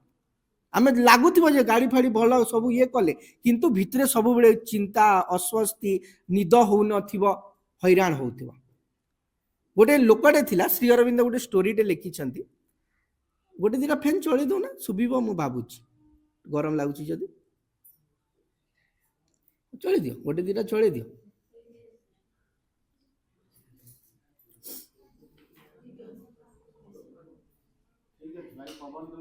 ଚଳିବ ତ? ହଉ। ଶ୍ରୀ ଅରବିନ୍ଦ ଗୋଟେ ଷ୍ଟୋରି ଲେଖିଛନ୍ତି, ସେ ଷ୍ଟୋରିର ନାଁ ହେଉଛି ସ୍ୱପ୍ନ କହିକି। ଷ୍ଟୋରିର ନାଁ କ'ଣ? ଡ୍ରିମ୍।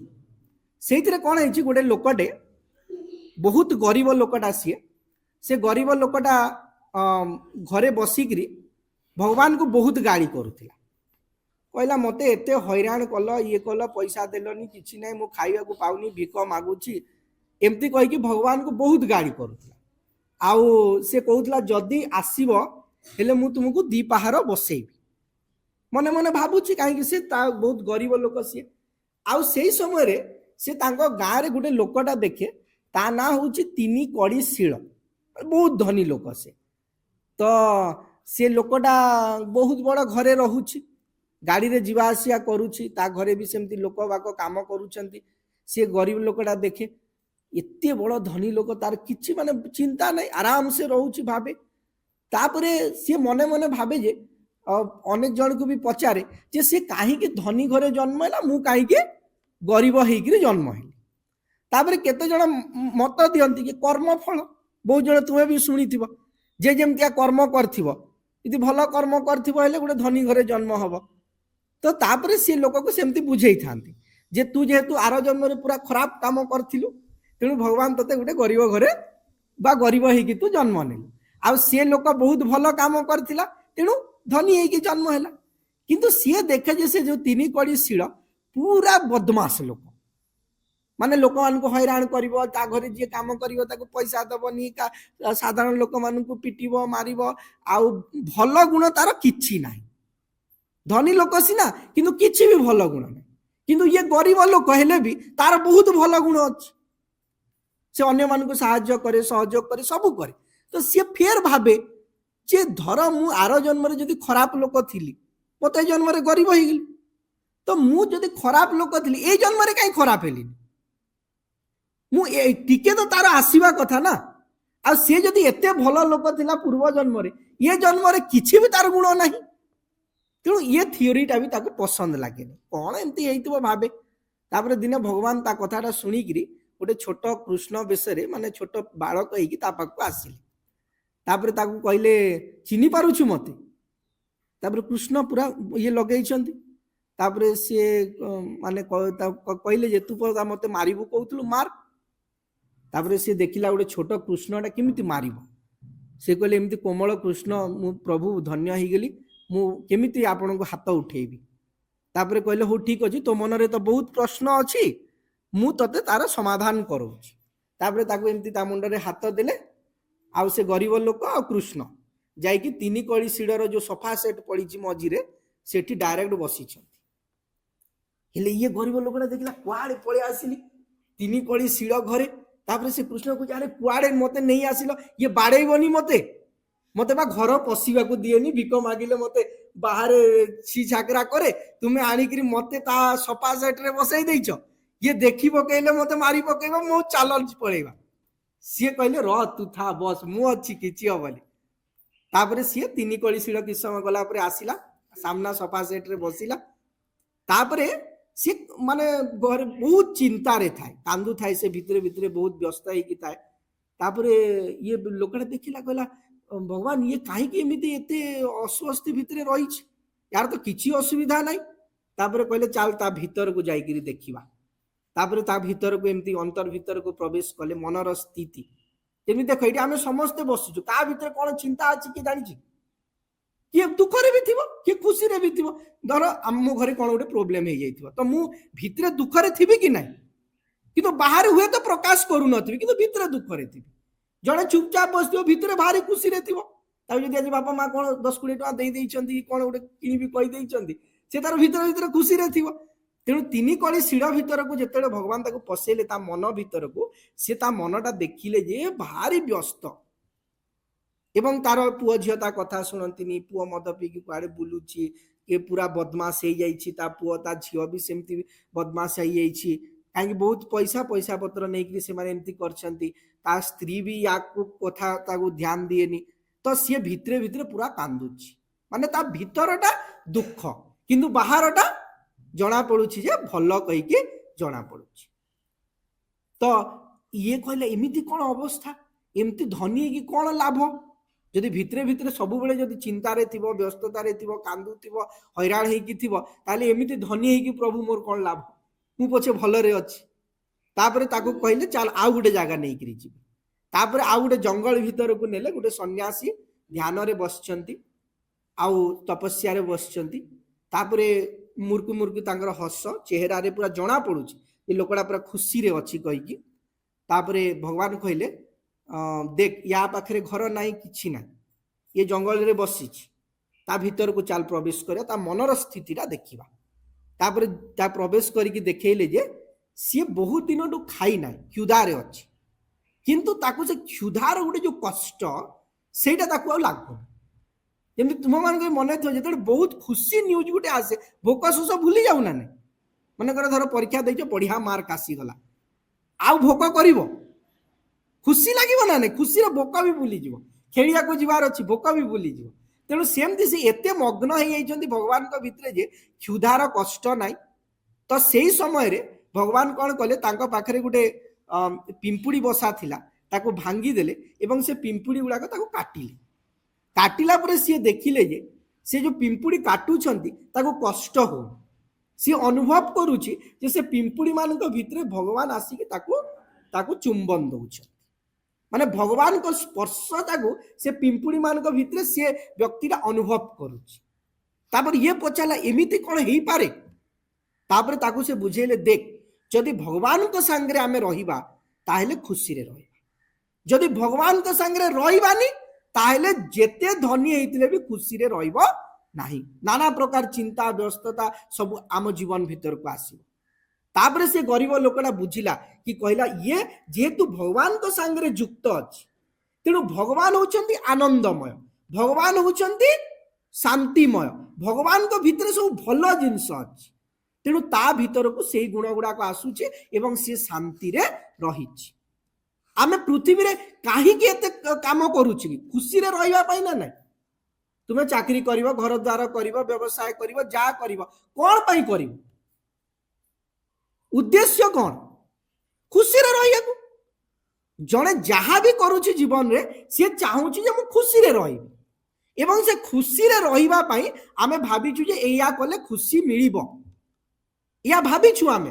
किंतु जेहेतु आमे ठीक रास्ता रे जाउनु, जेमि से तीनी कड़ी शिळ भाबिछु जे खाली घर द्वार जो पैसा पत्र जहा को हैरान करी चोरी करी लुंटन करी नहीं आसिले मु खुशी रे रहि भाबिछि सी, किंतु खुशी रे रहि पारु नाही।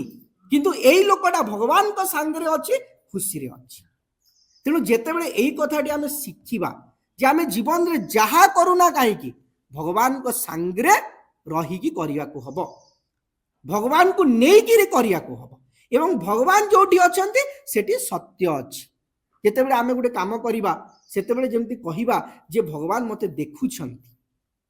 गोटे गोटे देखिथिबो तुमे एबे भी बहुत आईएएस ऑफिसर केते जण हे तिहाड़ जेल रे अछंती भाई, से ठीक कहूथिले, किंतु किछि जण भल भी अछंती जो मानन को पाई पृथ्वी रे भल काम भी होउछि। जेमति मां जेतेबेले थिले सेतेबेले अनेक बड़ बड़ ऑफिसर गुडाक से मां को संगे काम करूथिले। हमर ए जो पूर्णांग शिक्षा किरीट जोशी कहि कि जनकर ना जदि तुमे सुनी थिबो, किरीट जोशी कहि कि सेतेबेले जणे आईएएस ऑफिसर से पाई थिले, किछि वर्ष चाकरी कला परे से मां को संस्पर्श रे आसिले, पंडिचेरी संस्पर्श रे आसिले, तापरे से डिसाइड कले एवं चाकरी छाड़ी दिले, आईएएस ऑफिसर चाकरी रो रिजाइन दे। अनेक आईएएस ऑफिसर को एबे भी मु जानि छी जो माने पाइला परे किछि वर्ष चाकरी कला परे रिजाइन देकी आहुरी बड़ बड़ काम रे रहि छ। जोटे गोटे ऋषिकेश रे गोटे आश्रम अछि शिवानंद आश्रम कहि कि सेठी जे एबे लीड करूछंती, जे चीफ अछंती तार सी जने आईएएस ऑफिसर थिले ए आम राउरकेला रही। सी पाइला परे किछि वर्ष चाकरी कला परे आईएएस ऑफिसर छाड़ी देइकरी एबे शिवानंद आश्रम रे रही कि सेठी सेई ऑर्गेनाइजेशन रे पूरा धोती पोती पिंधिकरी थिवे। मु भी जाइछि देखा करछि तांको संगे। तेणु जीवन रे गोटे अलगा लक्ष्यटे रहिछि जोटा कि ये साधारण ये चोरी डकायती ओ लुल्ठन पैसा ये सबरु अलगा रहिछि एवं जोटा से माने जानि छंती। जेमति किरीट जोशी कथा कहउतिली, सीए मां को पाखरे आसी काम कले, परवर्ती समय रे पूर्णांग शिक्षा जोटा हमर भी विषय रहिछि से पूर्णांग शिक्षाटा कोन एवं से पूर्णांग शिक्षाटा केमती समग्र पृथ्वी रे काम करि पारिबो सेति पई से काम करथिले। तांको भारत सरकार तांको शिक्षा विभाग रो जने मुख्य भूमिका रे रखिथिले। हमर जो हमर मिलित जाति संघ रहिछि सेठी भी से जाई कि काम करछंती। मु सरी गेला परे तुमे मार देबो किरीट जोशी गूगल रे आ पढ़िबो तांको विषय। से गोटे महान व्यक्तित्व एवं ही वाज एक्टिव 50 वर्ष पर्यंत से एक्टिव थिले। जेतेबेले नरेंद्र मोदी गुजरात रो मुख्यमंत्री हेले सेतेबेले तांको सहित से सब बेले शिक्षा विभाग रे रहिछन गुजरात रे। एवं आम ऑल इंडिया लेवल रे जो एजुकेशन पॉलिसी तैयारी हेछि किरीट जोशींकर सेइतिर गोटे बड़ अवदान रहिछि जोथिरे मां को शिक्षा को से हमर नेशनल एजुकेशन भितरे पसैछन, जोटा कि धीरे धीरे गवर्नमेंट ताकू करूछि। गोटे समय थिला पिला मान को पिटिबो, आम बापा माँ मैंने डाकुथिले मास्टर मान को घर को आ कहउथिले मो पिला को तुमको छाड़ी देली जहा पिटिबो मारिबो जा करिवो करिवो। किंतु एबे कोन हैला, एबे छुईबनी छुई पारिबनी पिला मान को के माँ से कथाटा प्रथमे कहिथिले। काहे जेतेबेले गोटे छुआ को गोटे चटकण बसा जाए माने ता चेतनाटा पूरा हली जाए एवं सेटा ता माइंड भितरे तार कॉन्शियसनेस भितरे गोटे बहुत खराब प्रभाव पकाए जोटा कि आगुरु सरकार बुझी नथिला। किंतु परे परे आमे देखिले ता भितरे चेंजेस आसुछि एवं वर्तमान एजुकेशन पॉलिसी रे केते चेंजेस आसुछि। तेणु एमिति अनेक जन रहिछंती जो माने सत्य को नेकी काम करिछंती एवं वर्तमान मध्य करूछंती।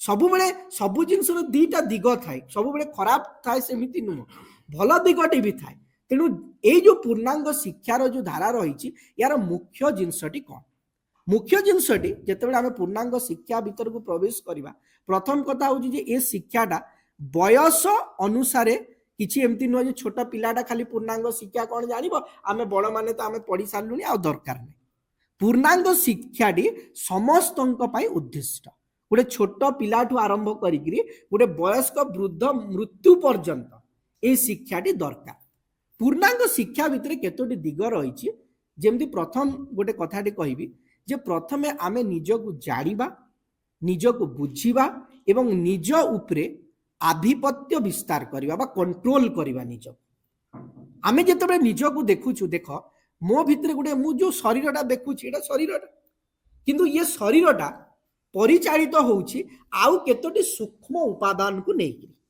जोटा मते देखा जाउ जेमती मो भितर गोटे प्राण कहिकी गोटे जिंस अछि जोटा कि वाइटल आमे कहउछु जो प्राणटी मो भितर अछि कहिकी मु बंची छी प्राणटी अछि कहिकी केमती जानिबो जोटी निश्वास प्रश्वास जाउछि सेठी प्राण अछि जोटी निश्वास प्रश्वास नाही सेठी प्राण नाही जोटी भी तुम जेति की जीव जंतु जा देखुछ पृथ्वी गछ बिटे भी देख निश्वास प्रश्वास नौचंती ना नहीं तार रेस्पिरेशन अछि कि नहीं हाँ आमे कार्बन डाइऑक्साइड नौचु सी ऑक्सीजन नौछि आ कार्बन डाइऑक्साइड छाडुछि किंतु ता भितरे भी पवन रो गोटे संचालन होउछि मो भितरे होउछि गोटे छोटा जीव भितरे भी होउछि केतडा एमिति भी अछंती जो माने पानी भितरे रहउछंती मैं बजार केमति सार से माने निश्वास नौछंती आमे जानि छी तांका भितरे गोटे जो गालिसी कहि कि जो अछि से ता भितर दे कि पानी रो ऑक्सीजन को टाणुछंती माछटा पानी भितरु ऑक्सीजन टाणी पारुछि जेति कि जीव जंतु अछंती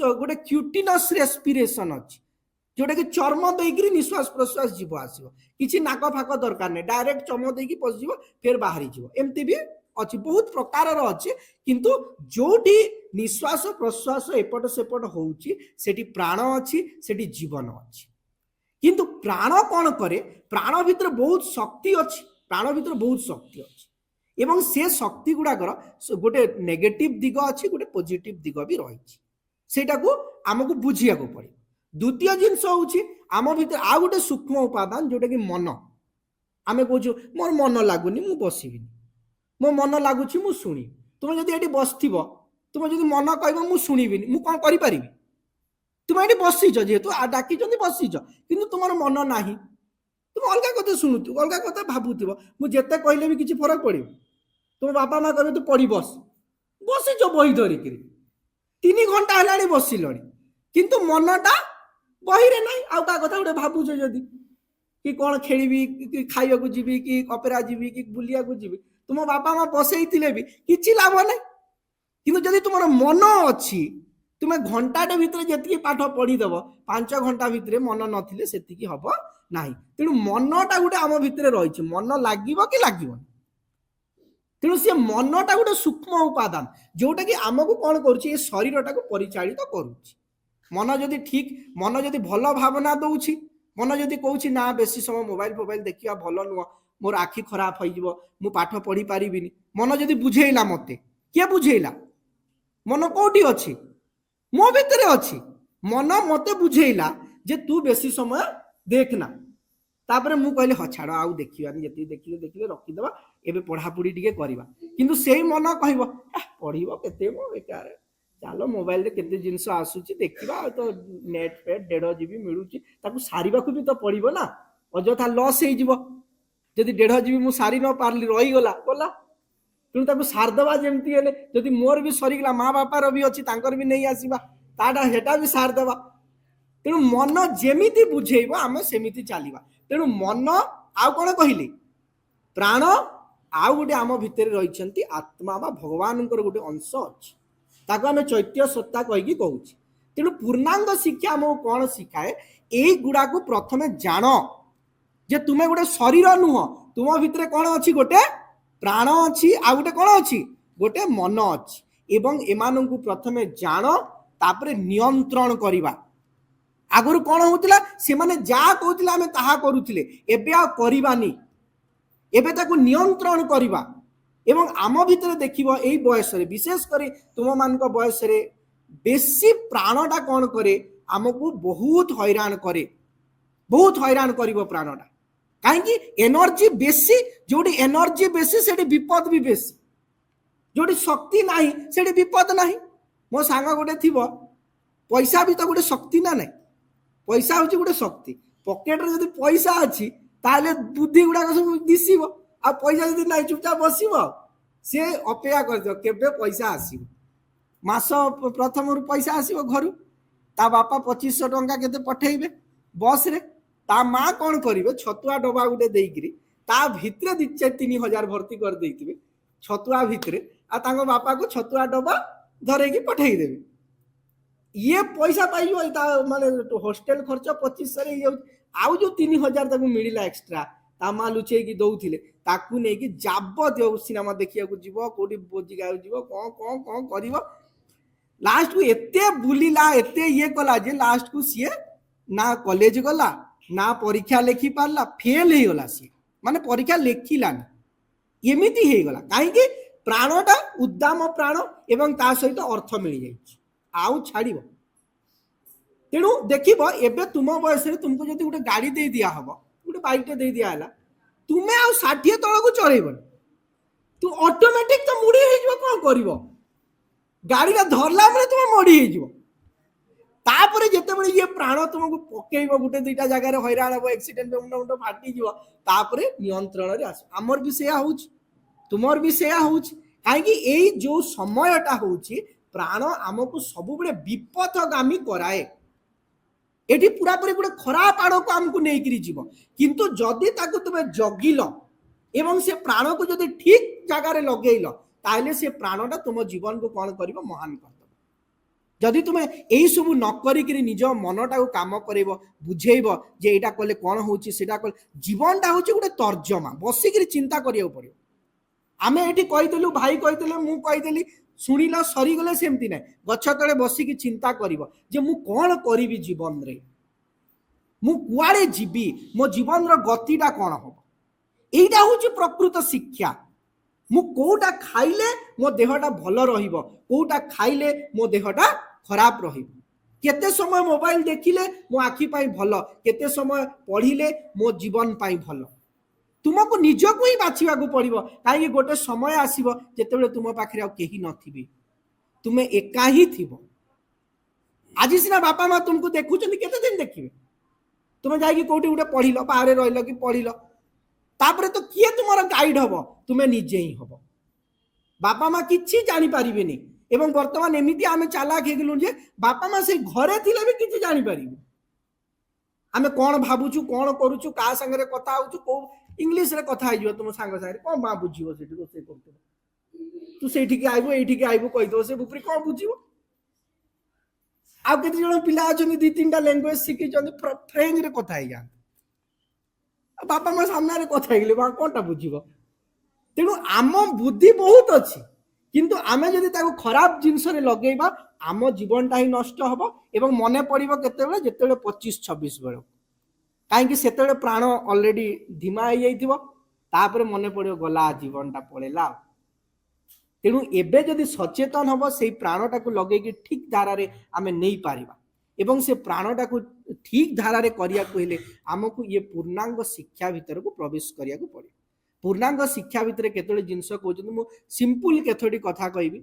एबे जेमती बसिगिरी आमे प्रथमे किछि समय मंत्र जप कले, तार इफेक्ट तुमे अनुभव कलो ना नै? आमे आलोचना करूछे आ 2 मिनिट मंत्र जप करूछे, कोटा बेसी प्रभाव पकेबो? से मंत्रटा बेसी पकेबो। सेइतरे तुम माइंड साइलेंट हेइथिबो। जदि जो माने आखि बंद करिकि कंसंट्रेटली करिथिबो, अनुभव करथिबो, से मंत्रर गोटे शक्ति अछि जोटा कि आम भितरे काम करे। मो कथाटा एते प्रभाव पकेइबनी, कथाटा खाली मन को बुझेइबो, जस्ट गोटे आइडिया दबो जे भाई एमती एमती कहूथिले ए जिंस करियार अछि। यदि काली तुमको पचरा जिवो भाई कोन कहिथिले, ए बढ़िया कहिथिले जे कोन कहिथिले, ओडे कहिथिले आ काहेकि एटा हबो भूली जिबा आमे, एटा काम दबनी। मु एबे भी कहूची, मु जा कहली एटा बेसी दिन 2-3 दिन गले भूली जिवो, खाली एतिकी मन थ राउरकेला गोटे भाई जाइए कौन गोटे कही भल कही एमती कह एटा किछि काम दबनी किंतु जोटा काम दब जोटा आम प्राक्टिस करवा आम जीवन रे सेटा होउछि प्रथम कथा होउछि जे आमे मां को ग्रहण करवा जेमती मु प्रथम कही भगवान अच्छंती माने खुशी अछि भगवान को छाड़िल माने असुविधा रे पड़िब मन रख तुम्हें जोटी भी जाओ मां को सब बेले प्रार्थना करो जे मां मो जीवन को तुम्हें परिचय भूल काम कर देइछ मां को कुह आसिक जे मां ए भूल कर देली मां कौन जानी नहंती मां जानी छंती ना नहीं सब किछि आमर बयस से आम भितर शक्ति गुड़ाक सेमिति अछंती भूल गाइडेंस भी अच्छी कि गोटे सांग खराब सांगटे मिलला से गोटे आड़े नहीं गला केते बेले आमे आम निम्न चेतना रही कि किछि गोटे खराब काम करि पकेली जहाँ भी हो मां को छाड़ब सब बेले मां को कहब जे मां मु एया करूछि एमती हे जाउछि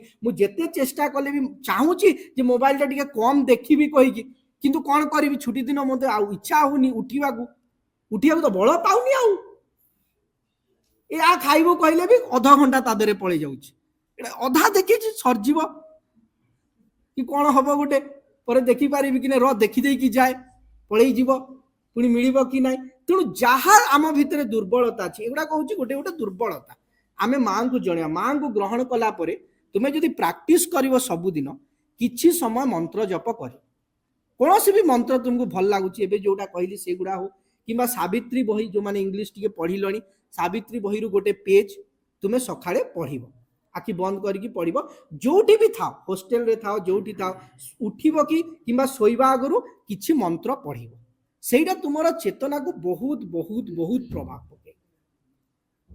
प्रभाव पकेब तापर तुम्हें प्रथम कथा होछि जे जदि चेष्टा करिवो सब बेले शरीर टाको सुस्थ रखिबा पाई एवं शरीर को सुस्थ रखिया कहले दीटा गोटे होछि एक्सरसाइज आ गोटे होछि ठीक से खाइबा जेते खराब जिनस गुड़ा जेते फास्ट फूड खाइबो एबे मु केते जन को संगे केते बहुत जन कंप्लेंट जो झियो को पजारिबो से कहबो देह खराब अछि माने कोन पीरियड्स आर इरेगुलर ठीक से हो एटा सब आड़े वर्तमान काहे कि एटा होछि only for the food habits जो फास्ट फूड गुड़ाक चाउमिन मंचूरियन कुरकुरे अमुक समुक या द्वारा हार्मोनल इम्बैलेंस होछि बेसी सोडियम बेसी पोटासियम आउ राग जिनस ये सब द्वारा हार्मोनल इम्बैलेंस होछि जोटा कि आम शरीर को प्रभाव पके तुम्हें किछि मास जदि फूड हैबिट टाको ठीक कर दब जोटा घरे दिया होछि रुटी भात जहाँ भी तरकारी परकारी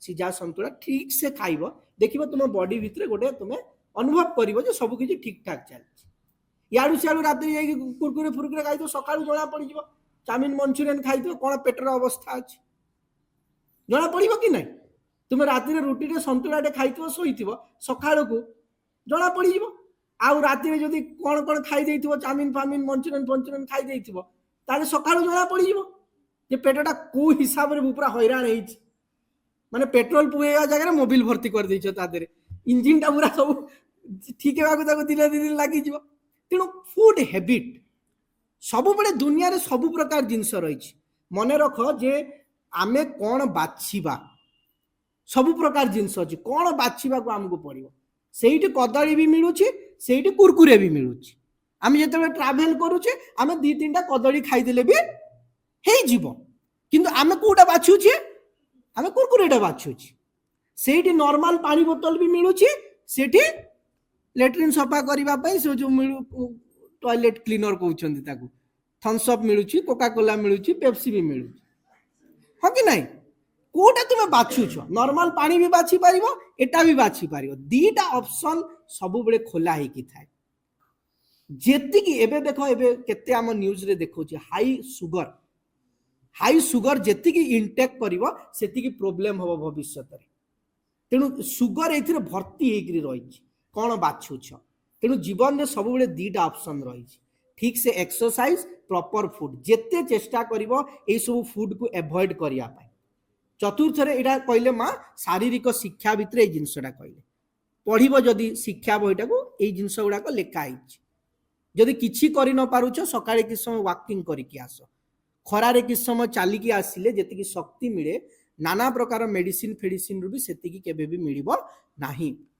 आ गोटे जिनस तुम लक्ष्य करथिबो बहुत जन जदि तुम तो टेस्ट करौन यदि टेस्ट करबो बहुत जनकर हिमोग्लोबिन कम मिलिबो बहुत जनकर 7-8 मिलिबो पिला मनकर भी कम रहउछ।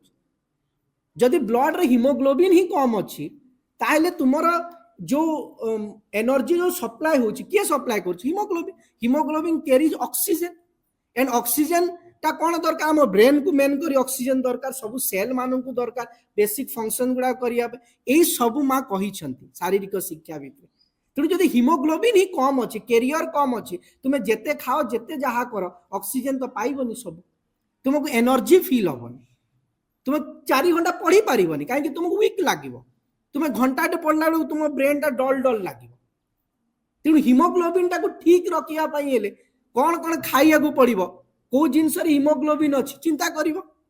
माँ कहते सकाळू कि समय एक्सरसाइज कर खरारे टिके बुलिकी आस अध घंटा देखिए तुम लेवलटा मेंटेन होगी आम भीतर आयरन कमी जा जो हिमोग्लोबिन कमुची।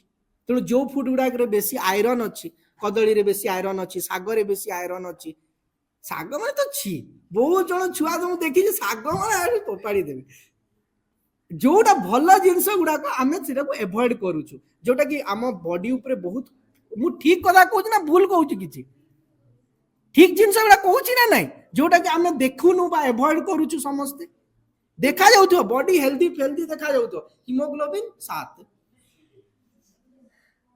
बुझी होची ता माने हमर ऑक्सीजन कैरी ठीक से होनी बॉडी भितरे। तेणु जो फोर्स जो एनर्जी गोटे कामटे करिया पई दरकार हमको मिलिबनी ओ सुस्तिया सुस्तिया लागिवो कोन गोटे काम करिया कहले भल लागिबनी। तेणु एटा आसीबो हमर शारीरिक शिक्षा भितरे। प्राणिक शिक्षा भितरे आसीबो जे आमे किपरि निज भितरे जो डिजायर्स रही ए सब रिलेट अछि जे मु कोन खाइबी मो कामना कोन कहूची जोटा आम चेतना को निम्नाभिमुखी करूची जोटा मो शरीर को नष्ट करूची ताकू आमको जगिबा को पड़िबो एवं ताकू किए जगिबो मु जगिबी मु निजे जगिबी आउ केही मो पई जगिबे नाही मु निजे जगिबी मां को कहिबी मां मते सहायता करिवे काहे कि एई भितरे आउ केही तुम मास्टर शिक्षक केही किछि करि पारिबे कहि देई पारिबे किंतु जगिबा दायित्व तुम निजर तुमे निजे निजको जगिबो। एवं लास्ट जो कहउछंती मानसिक शिक्षा भितरे मनटा केमती नीरव हबो मनटा केमती कंसंट्रेटेड हबो मनटा केमती पिन पॉइंटेड हबो। दीटा लोक दी जनकर काम अछि माटी खोलिबा दी जन को गोटे गोटे फावड़ा दिया हैला गोटे फावड़ा रे धार अछि आ गोटे फावड़ा रे धार नाही घंटाए माटी खोलले किए बेसी खोलिबो जार धार अछि सिए खोलिबो। जनकर मनटी कंसंट्रेटेड माने से जोट काम करूथिबो माने सेही काम ही करिवो एटा होची कंसंट्रेशन माने होची जोटा करिवो सेटा कर खाइला बेले खाइया को भल पाए पढिला बेले पढिया को भल पाए खेलिला बेले खेलिया को खेलिला बेले पढिबा चिंता करूथो पढिला बेले खाइबा चिंता करूथो खाइला बेले पढिबा चिंता करूथो खाउथबो एग्जाम टा अछि पढि पारलिन कोन कोन किछि लाभ नै पढुथबो बेले खेलिथिले हितांता टिके कष्ट हैला ता माने मनटा कुआडे जाउछि सेही जागा रे रहु। तेणु कनसेंट्रेटेड माइंड जमती गोटे धारुआ अस्त्र भली जोटा कि आमको ठीक काम करिकरी दब।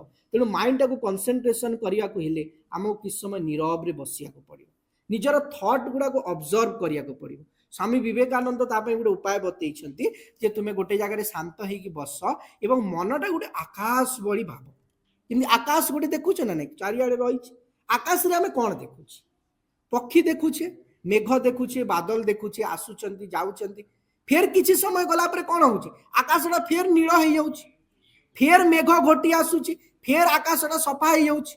तेणु तुमर मनटा होउची गोटे आकाश।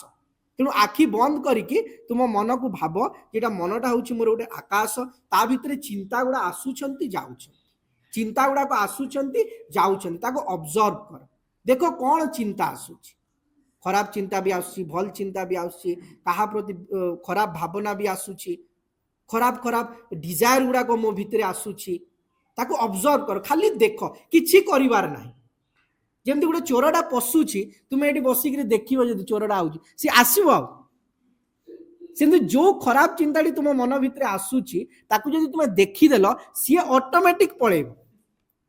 तेणु मनटा को नीरव करने को हेले केतोटी उपाय रही এটা গোटे उपाय मु स्वामी विवेकानंद बतैली माँ को तुम्हें चिंता करि माँ को फोटो को चिंता करि एवं मनटा को जेते पारिबो नीरव करिवो कंसंट्रेटेड करिवो यही काम गुड़ाक हूँ शिक्षा भितर रही जोटा कि इंटीग्राल एजुकेशन आम कहूँ जिते मनटा नीरव हम से सुंदर भाव में आम पाठ पढ़ी पार आग को बढ़ी पार एवं लास्ट को जो साइकिक आम भितर गोटे भगवान को अंश रही कहारी कौन सी जीव जंतु प्राणी मान प्रति निर्दय हबनी क्या कष्ट दबनी साइकिक भी क्या कष्ट दिए एति मन रखि तुम सांग साथी क्या गाड़ी करनी मारबनी पिटबनी क्या संगे झगड़ा करनी गोटे जीव जंतुटे जाऊथबो ताकू हैरान करनी कुकुरटे जाऊछु पत्थरटे मारदेवा यहाँ हूँ आमर निम्न चेतना खालटारे खालटारे जन को कष्ट देले खुशी मिले यहीगुड़ाक निवृत्त रही पानी पाऊनी पानी टिके दब जेते पारिब निजर सांग साथी साहाय्य करिवो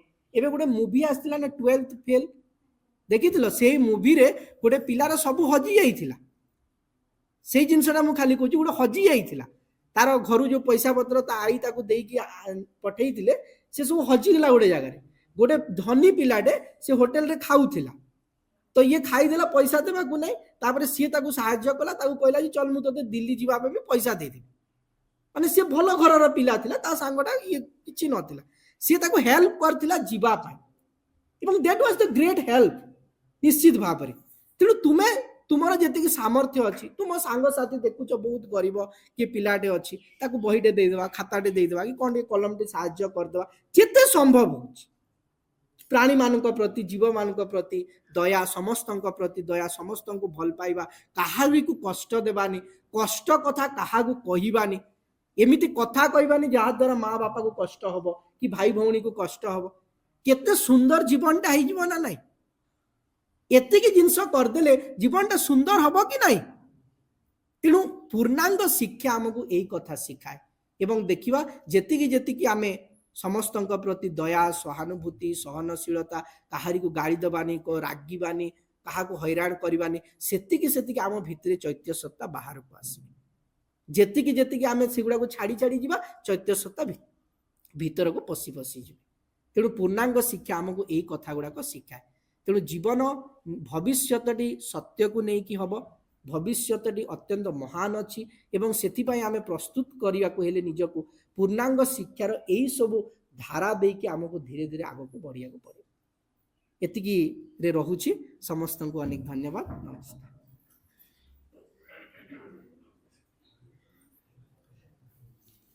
भाईकर बहुमूल्य वक्तव्य माँ पाखे अशेष अशेष कृतज्ञता गोटे कथा भारी लिविंग घटना टे कहबी तुम माने भावुच केवल स्कूल रे शिक्षा अच्छी नाई गोटे पूर्णांग शिक्षा केन्द्र रे गोटे छुआ पाठ पढ़ुला ता बापार इच्छा मो छुआटा पूर्णांग शिक्षा केन्द्र पाठ पढ़ू कि यार टिके पिलादिन ठू बदमाशिया गुणटा अच्छी स्कूल सीना ना लिखे देकी आसिले पिला किंतु स्कूल को आसे नहीं घर यूनिफॉर्म पिंधिक आसो बाटर तार कुआड़े पार कोड़ी चढ़े धर कोड़ी आंब पार कोड़ी नदी में पहर एमती सब कथा करे पुणी छुट्टी गला बेलू यूनिफॉर्म पिंधि घरे पहुंच बाप माँ जानते आम छुआ स्कूल जाऊँगी शेष डायरी लिखिकी देले जे आपण पिला रेगुलर स्कूल आसुनी खाता पत्र आउनी पाठ ठीक करूनी ता बापा रागी जाकि लिखिले मो पिला तो सबुदिन जाऊँ कौन आपण एमती गोटे मिछ कथा सब लिखुंट सतरे जाऊँ ना नहीं दिने सरप्राइज विजिट कले सांग मान पचारे जानले जे से सतरे स्कूल को जाऊनी घरे धूम बाड़े तापर ता माँ कहले तुम नहीं स्कूल छाड़ी आस पुणी स्कूल आण गोटे ड्यूटी पड़गला ये पिला मत डेली स्कूल जा पड़ो पिला तो पाठ पढ़ो मत नहीं छाड़ा पड़ो एत बड़ पिलाटा षष्ठ श्रेणी जो पाठ पढ़ला पंचम रु षष्ठ को जात बड़ पिलाटा मुझे भी स्कूल छाड़िया ହଁ ଛୋଟିଆ ଛୁଆ ହେଇଥାନ୍ତା ନେଇକି ଗଲି, ବଡ଼ ପିଲାଟାକୁ। ତାପରେ କେତେ ଦିନ ଅଭ୍ୟାସ କରେଇଲେ, ଆଉ ବାପା ଗଲେନି, ପିଲା ତ ନିଜେ ଗଲା। ପୁଣି ସେ ପୁରୁଣା ରୋଗ ତାର ବାହାରିଲା। ଦିନେ ପାଠ ଦେଇଥିଲେ, ପାଠ କରିନି, ଡାଇରୀ ଲେଖିଦେଲେ, ଏତେ ଦିନ ହେଲା ପାଠ ଦିଆଗଲାଣି ତୁ କରିନୁ, ସତ ନା ମିଛ? ସାଙ୍ଗମାନଙ୍କୁ ପଚାରିଲେ, ଜାଣିଲେ ମୋ ପିଲାଟା ପ୍ରକୃତରେ ପାଠ କରୁନି।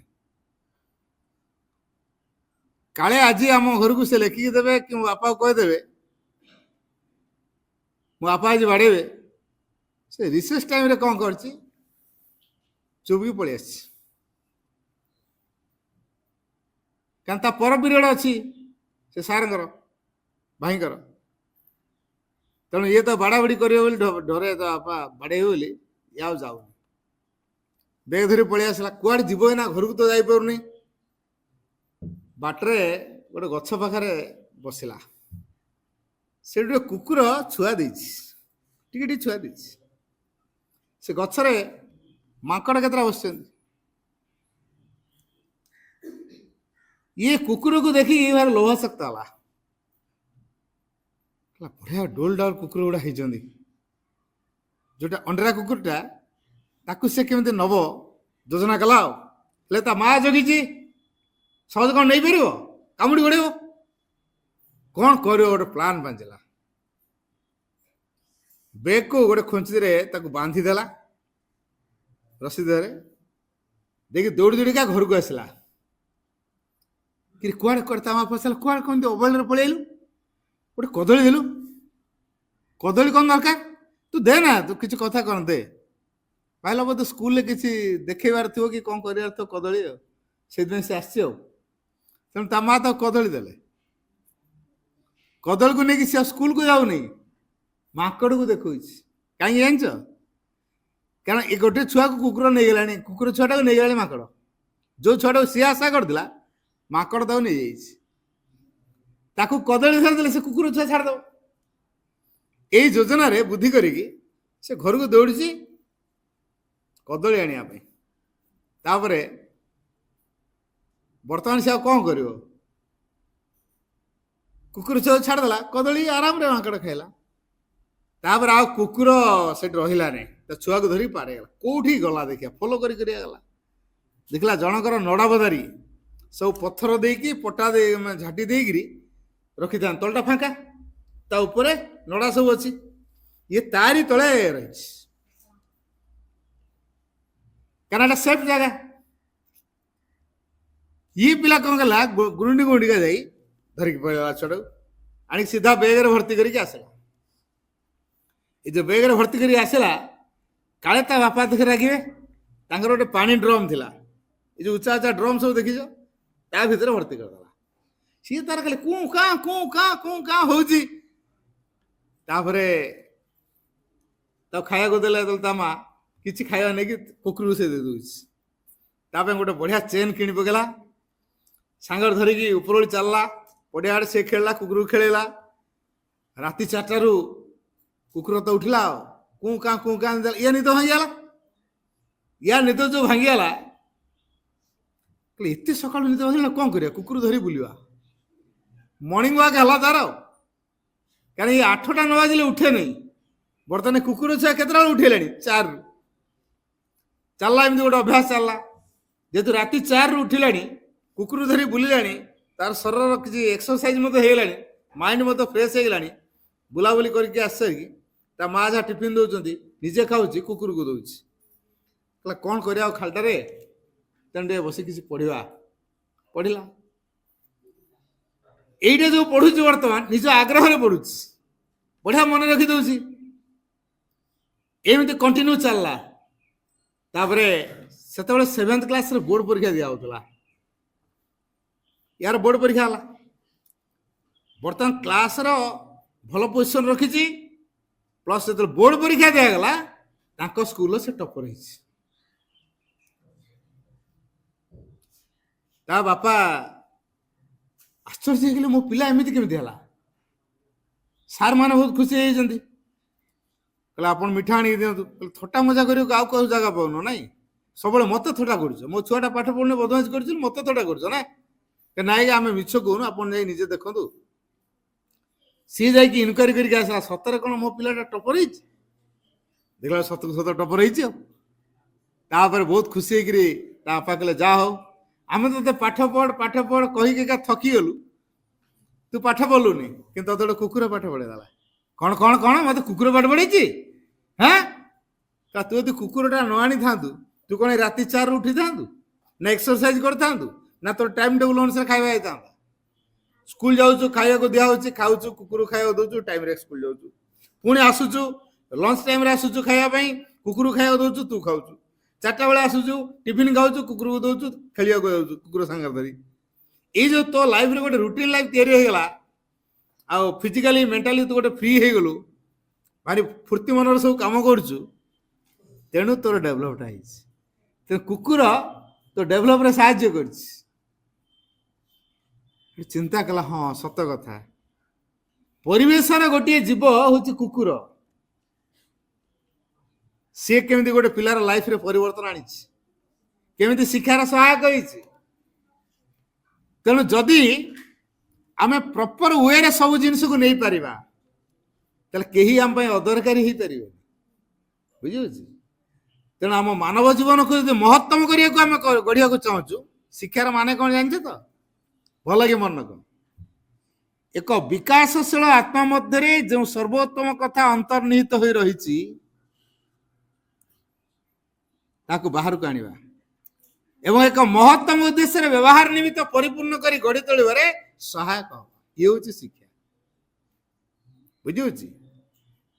ମା କହିଲେ ଏ child of mind can not be zero, ମୋର କୌଣସି ପିଲା କେବେ ଶୂନ୍ୟ ହେଇପାରେ ନା। ତ ଆମେ ସବୁ ମାଙ୍କ ପିଲା ତ କ'ଣ କିଏ କିଛି କହୁନ ଯେ? ଆମେ ସବୁ ମାଙ୍କ ପିଲା ତ ଶୂନ୍ୟ ହେଇପାରିବା କି? ମା କହିଲେ ଏ child of mind can not be zero, ମୋର କୌଣସି ପିଲା ଶୂନ୍ୟ ହେଇପାରେ ନା। ତାହେଲେ ଆମେ କେବେ ଶୂନ୍ୟ ହବା? ଜମା ହବା। ଗୋଟେ ଛୋଟିଆ ପିଲା କ୍ଲାସ 6ରେ ପାଠ ପଢୁଥିଲା, ତା ବାପା ମାଛ ଧରେ, ଇଏ ବି ସାଙ୍ଗରେ ଯାଏ, ବାପା ଡାକି ନେଇଯାଏ। ସିଏ ତାର ସମୁଦ୍ର ଭିତରୁ ବୋଟରେ ସେ ଜାଲ ମାରିକି ପଙ୍କ, ଗେଣ୍ଡା, ଶାମୁକା, ମାଛ, କଙ୍କଡା ସବୁ ଗୋଟେଇକି ଆଣିବ, ଆଣିକି ବାହାରେ ଥୋଇଦେବ, ଏଇଟାକୁ ଗୋଟା ମାଛ କଙ୍କଡା ସବୁ ଅଲଗା ଅଲଗା କର ଝୁଡ଼ିରେ। ଛୁଆ ତାର ସକାଳୁ ସକାଳୁ ଆଗ ସେଇ କାମ କରିବ, ତାର ମନ ମୋର ପ୍ରୋଜେକ୍ଟ କରିବି, କିନ୍ତୁ ବାପା ତାକୁ ଡାକି ନିଏ ତ ମାଛ ରାଗିକି ଖାଲି ଭାଇ ବିଚ ହେଇଯାଏ। ଦିନେ ବାପା ଥରେ ଦେଇକି ପଳେଇ ଯାଇଛନ୍ତି ଭିତରକୁ ଗୋଡ଼ ଧରିକି, ଇଏ ରାଗି ସେ ପଙ୍କ ଫଙ୍କୁ ସବୁ ଫୋପାଡ଼ିଲା। ଗୋଟିଏ ଟେକା ଆଜି ଗୋଟେ ଗାଡି ଉପରେ ବାଜିଲା, କାଚରେ ବାଜିଲା, ଯେତେବେଳେ କାଚରା ଭାଙ୍ଗିଗଲା, ଡ୍ରାଇଭର ସାଙ୍ଗେ ସାଙ୍ଗେ ଗାଡି ଅଟକେଇଲା, ପଛରେ ଅଫିସର ବସିଛନ୍ତି, ଦେଖିଲେ ଏଇ ଛୁଆଟା ମାରିଲା। ଅଫିସର ଆସିଲେ, ଏଇ ଡ୍ରାଇଭର ଧମକଉଛି, ଟେକା କାହିଁ ମାରିଲୁ? କହିଲେ ନାଇଁ ମୁଁ ଜାଣିକି ମାନେ ମୋର ଭୁଲ ହେଇଗଲା। ଟେକା କାହିଁ ମାରିଥିଲୁ କ? କହିଲା କଥା କ'ଣ କି, ମୁଁ ସକାଳୁ ପ୍ରୋଜେକ୍ଟ କରିବା ପାଇଁ ମୋର ଇଚ୍ଛା, ହେଲେ ମୋ ବାପା ମତେ ସବୁଦିନ ମାଛ କଙ୍କଡା ଆଣିକି ଧରଉଛନ୍ତି, କହୁଛନ୍ତି ଏଠୁ ବାଛ, ମୁଁ ପାଠ ପଢିବି ନା ଏ ମାଛ କଙ୍କଡା ଏଠି ବାଛିବି? ମୋର ଇଚ୍ଛା ମୋ ସାଇନ୍ସ ପ୍ରୋଜେକ୍ଟ କରନ୍ତି, ନୂଆ ନୂଆ କଥା ତିଆରି କରନ୍ତି, ମୋ ବାପା ମତେ ସେ ସୁଯୋଗ ଦଉନାହାନ୍ତି। ତେଣୁ ରାଗିକି ଆଜି ଫୋପାଡୁଥିଲି, ଗୋଟେ ଟେକା ଆଜି ଆପଣଙ୍କ ଗାଡ଼ିରେ ବାଜିଗଲା, ଆଜ୍ଞା ଭୁଲ ହେଇଯାଇଛି, ମୋର କ୍ଷମା କରନ୍ତୁ। କାନ୍ଦୁନ ନେଇ କହିଲା, ବ୍ୟସ୍ତ ହ ନା, ମୋ ଗାଡି କାଚଟା ଭାଙ୍ଗି ଯାଇଛି, ମୁଁ ଗାଡି କାଚଟା ଲଗେଇଦେବି, ହେଲେ ତୋ ଲାଇଫର କାଚ ଯୋଉ ଭାଙ୍ଗିଗଲା, ତୋ ବାପା ଭାଙ୍ଗି ଦେଇଛି, ତାକୁ କିଏ ବଦଳେଇବ? ମୋ ଗାଡି କାଚ ଭାଙ୍ଗିଛି ବଦଳିଯିବ, ତୋ ଲାଇଫ କାଚ ଯୋଉ ଭାଙ୍ଗିଛି ସେ ତ ବଦଳିବ ନାହିଁ। ପ୍ରୋଜେକ୍ଟ କର, ଯେତେ ଟଙ୍କା ଖର୍ଚ୍ଚ ହେବ ମୁଁ ଦେବି, ପାଠ ପଢ, ଉତ୍ସାହିତ କରେଇଲେ, ପଇସା ପତ୍ର ସାହାଯ୍ୟ ବି କଲେ, ପିଲା ତାକୁ ବାରମ୍ବାର ଖବର ରଖିଲେ, ଯୋଗାଯୋଗ କଲେ, ପଢିଲା, ପଢି ପଢି କ୍ଲାସ 6ରୁ ଅଷ୍ଟମ ପର୍ଯ୍ୟନ୍ତ ଗଲା। ଅଷ୍ଟମ ଗଲା, ଆଉ ଗୋଟେ ଜାଗାରେ ପଢିଲା, ହାଇସ୍କୁଲରେ ପଢିଲା। ସେଠି ତାଙ୍କ ଜଣେ ସାଇନ୍ସ ଟିଚର ଶ୍ରୀନିବାସନ, ଭଲ ଶିକ୍ଷକ, ସେ ଦିନେ ଚଢେଇ ମାନେ କେମିତି ଉଡନ୍ତି ସେ କଥା ବୁଝଉଥାନ୍ତି ଚିତ୍ର କାଟିକି। ତାଙ୍କର ମନୋଯୋଗ ଦେଇକି ଚିତ୍ର କଟା ଚାଲିଛି ଏବଂ ବୁଝା ଚାଲିଛି। ତାପରେ ପିଲାମାନଙ୍କୁ ପଚାରିଲେ, ଆରେ କିଛି ବୁଝିଲ? କେହି କହୁନା। ଏଇ ପିଲାଟା ପାଖକୁ ଆସିଲା, କିଛି ବୁଝିଲ? ସାର୍ ନାଇଁ ବୁଝିପାରିନି। ଜଣକ ଭିତରେ ଯୋଉ ସାହସ ପଣିଆଟା ଦେଖିଲେ, ଯାହା ଗୋଟିଏ ପିଲା ତ କ୍ଲାସରେ ସତ କଥାଟା କହିଲା। କ୍ଲାସରେ ସବୁ ଚୁପଚାପ ଥିଲାବେଳେ ଇଏ ଗୋଟିଏ ପିଲା ଠିକ କଥାଟା କହିଲା ଯେ ସେ ବୁଝିପାରୁନି। ତାପରେ ତା ପାଖ ପିଲା ତୁ ବୁଝୁଛୁ? ନାଇଁ ମୁଁ ବୁଝିନି। ତୁ ବୁଝୁଛୁ? ନା ମୁଁ ବୁଝିନି। ତାପରେ କ୍ଲାସ ସାରା ପିଲା କହିଲା ଆମେ ବୁଝିନୁ। ସାର୍ ପୁଣି ଆଉ ଥରେ ବୁଝେଇଲେ, ଆଉ ଗୋଟେ ପିରିୟଡ଼ ନେଲେ। ତାପରେ ପଚାରିଲେ କିଛି ବୁଝିଲ? ଏବେ ସାହସ ହେଇଯାଇଛି। ନାଇଁ ସାର୍ ବୁଝି ହେଲାନି, ଛାଡ଼ ଆଜି ପଢିବାନି, ଚାଲ ବୁଲିଯିବା ଆଉଟିଂରେ। ପିଲାଙ୍କୁ ଧରିକି ଗଲେ ପାଖ ଲେକ୍। ଲେକ୍ରେ କ'ଣ ଥାନ୍ତି? ଚଢ଼େଇ ମାନେ।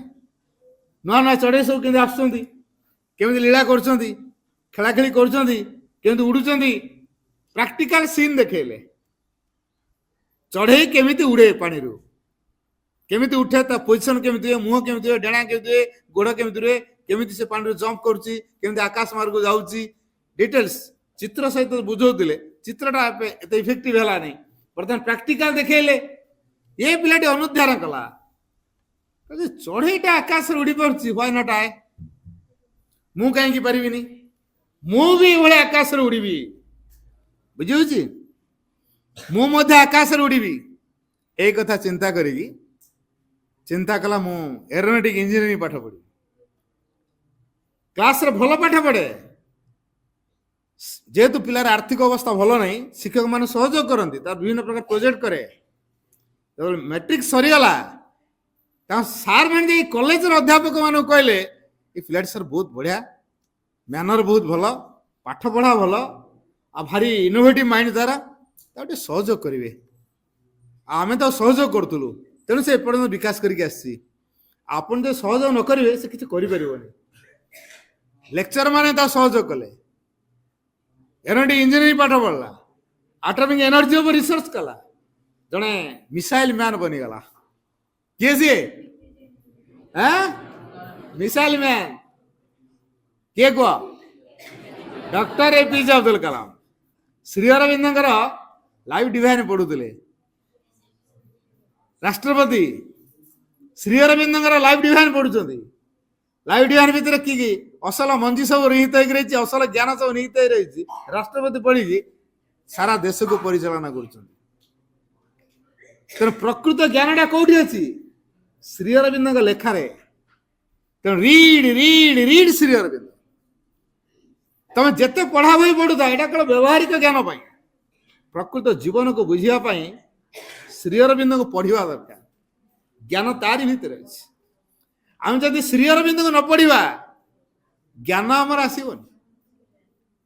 ତେଣୁ ଜଣେ ସାବିତ୍ରୀ ଡେଲି ପଢୁ କି ଲାଇଫ ଡିଭାଇନ ପଢୁ, କିନ୍ତୁ ଶ୍ରୀ ଅରବିନ୍ଦଙ୍କୁ ପଢୁ, ତାଙ୍କ ଅରିଜିନାଲ ଲେଖାକୁ ପଢୁ, ତାହେଲେ ଧୀରେ ଧୀରେ ତାର ଜ୍ଞାନ ଦିଗ ଉଦୟ ହବ, ଭିତରଟି ସ୍ଥିର ହେଇଯିବ। ଭାଇ ଯୋଉ କହୁଥିଲେ, ମନ ଯଦି ସ୍ଥିର ହେଲା, ଏକାଗ୍ର ହେଲା, ଅସମ୍ଭବକୁ ସମ୍ଭବ କରିପାରିବା। ତେଣୁ ଆମମାନେ ଅଧିକରୁ ଅଧିକ ଶ୍ରୀ ଅରବିନ୍ଦଙ୍କୁ ପଢିବା। ଯିଏ ଯୋଉଠି ପଢୁଥା, କିନ୍ତୁ ମହାଶୟଙ୍କ ବହିକୁ ପ୍ରତିଦିନ ପଢିବା। ଏବେ ତ ଅନଲାଇନରେ ବ୍ୟବସ୍ଥା କରାହେଇଛି, ପ୍ରତିଦିନ ଶୁକ୍ରବାର 8ଟାରୁ 9ଟା ଅନଲାଇନ ମାଧ୍ୟମରେ ହବ। ମୋରି ଆଇଡିରେ ହଉଛି। ତେଣୁ ବେଳେବେଳେ ତ ମୁଁ ଆଉଟିଂରେ ପଳଉଛି, ବାହାରକୁ ପଳଉଛି ଅଫଲାଇନ ପ୍ରୋଗ୍ରାମରେ। ତଥାପି ଯୋଉଦିନ ରହିବି ନିଶ୍ଚିତ ଭାବରେ ତମକୁ ମଜା ମଜା କଥା ସବୁ କହିବି। ତେଣୁ ସମସ୍ତେ ଯୋଡି ହୁଅ। ଅନଲାଇନ ମାଧ୍ୟମରେ ହେଲେ ବି ପାଠଚକ୍ର ଯୋଡି ହୁଅ। ତମ ଘରେ ଥାଅ, କିଛି କଥା ନାହିଁ। ତାପରେ ବି ଆମେ ମାଙ୍କ ସହିତ କନେକ୍ଟ ହେଇପାରିବା, ମାଙ୍କ କଥା ଜାଣିପାରିବା। ବୁଝିଲା? ହଉ, ବର୍ତ୍ତମାନ ଗୋଟେ ମାତୃବନ୍ଦନା ପରିଡ଼ାପା।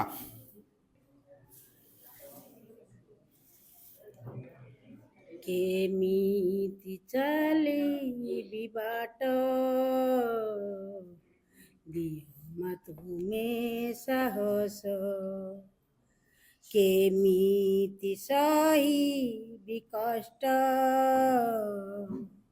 ଦିଅ ମା ଧୈର୍ଯ୍ୟ ଆଶିଷ। କେମିତି ଚାଲିବି ବାଟ, ତୁମେ ମା ଦିଅ ସାହସ। କେମିତି ସହିବି କଷ୍ଟ ଦିଅ ମା ଧୈର୍ଯ୍ୟ ଆଶିଷ ତୁମରି କରୁଣା ଥାଉ ଏଇ ଜୀବନ ହସିବି ଗାଇବି ଖାଲି ତୁମ ଦୟା ହେଉ ମା ଖାଲି ତୁମ ଦୟା ହେଉ କେମିତି ଚାଲିବି ବାଟ ଦିଅ ମା ତୁମେ ସାହସ କେମିତି ସହିବି କଷ୍ଟ ଦିଅ ମା ଧୈର୍ଯ୍ୟ ଆଶିଷ ଥକିବିନି କେବେ ହାରିବିନି କେବେ ମା ମୁଁ ତୁମ ସନ୍ତାନ ଦୁଃଖ କରିବିନି ଅଳି କରିବିନି ସଦା ସନ୍ତୋଷ ମନ ଥକିବିନି କେବେ ହାରିବିନି କେବେ ମା ମୁଁ ତୁମ ସନ୍ତାନ ଦୁଃଖ କରିବିନି ଅଳି କରିବିନି ସଦା ସନ୍ତୋଷ ମନ ଆସିଲେ ଆସୁ ବରଷା କି ଝଡ଼ ଆସିଲେ ଆସୁ ବରଷା କି ଝଡ଼ ଡରିବିନି ମୁଁ କାହାକୁ ଖାଲି ତୁମ ଦୟା ହେଉ ମା ଖାଲି ତୁମ ଦୟା ହେଉ କେମିତି ଚାଲିବି ବାଟ ତୁମେ ମା ଦିଅ ସାହସ କେମିତି ସହିବି କଷ୍ଟ ଦିଅ ମା ଧୈର୍ଯ୍ୟ ଆଶିଷ ତୁମକୁ ଅନ୍ତରେ ସାଇତି ରଖିଛି ମନର ପଲଙ୍କ ପରେ ଲୋଡ଼ା ନାହିଁ କିଛି ସବୁ କିଛି ଅଛି ତୁମେ ଥିଲେ ମୋ ପାଖରେ ତୁମକୁ ଅନ୍ତରେ ସାଇତି ରଖିଛି ମନର ପଲଙ୍କ ପରେ ଲୋଡ଼ା ନାହିଁ କିଛି ସବୁ କିଛି ଅଛି ତୁମେ ଥିଲେ ମୋ ପାଖରେ ହତାଶ ହେବି କାହିଁକି ମାଗ ହତାଶ ହେବି କାହିଁକି ମାଗ ଯାହା ମୋର ତୁମେ ସବୁ ଖାଲି ତୁମ ଦୟା ହେଉ ମା ଖାଲି ତୁମ ଦୟା ହେଉ କେମିତି ଚାଲିବି ବାଟ ଦିଅ ମା ଧୈର୍ଯ୍ୟ ଆଶିଷ କେମିତି ସହିବି କଷ୍ଟ ଦିଅ ମା ଧୈର୍ଯ୍ୟ ଆଶିଷ ତୁମରି କରୁଣା ଥାଉ ଏଇ ଜୀବନ ହସି ବିତାଇବି ଖାଲି ତୁମ ଦୟା ହେଉ ମା ଖାଲି ତୁମ ଦୟା ହେଉ କେମିତି ଚାଲିବି ବାଟ ତୁମେ ମା ଦିଅ ସାହସ କେମିତି ସହିବି କଷ୍ଟ ତୁମେ ମା ଦିଅ ଧୈର୍ଯ୍ୟ ଆଶିଷ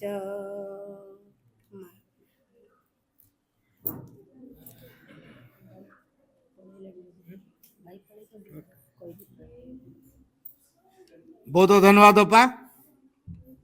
ବର୍ତ୍ତମାନ आमे माँ का पाखरे अशेष अशेष कृतज्ञता ज्ञापन करवा तांकरी कृपारू एभली एक कार्यक्रम आयोजित हो पारछि सुदूर राउरकेला रणजीत भाई ड्राइविंग करी निजे कार चले आसिक आम पाखे पहुंचती आउ तुम मानक मार्गदर्शन कर सहायक होती माँ कथा माँ वाणी तुम आगे कहते तेणु रणजीत भाई को अशेष अशेष कृतज्ञता ता सहित ए अनुष्ठान उपाय माने तुमको माँ को जानवर अधिक सहयोग कर तेणु समस्त को अशेष अशेष कृतज्ञता आउ पाठचक्र उपाय माने अनुष्ठान कर्मकर्ता माने समस्त सहयोग कार्य थिबारु समस्त को अशेष अशेष कृतज्ञता।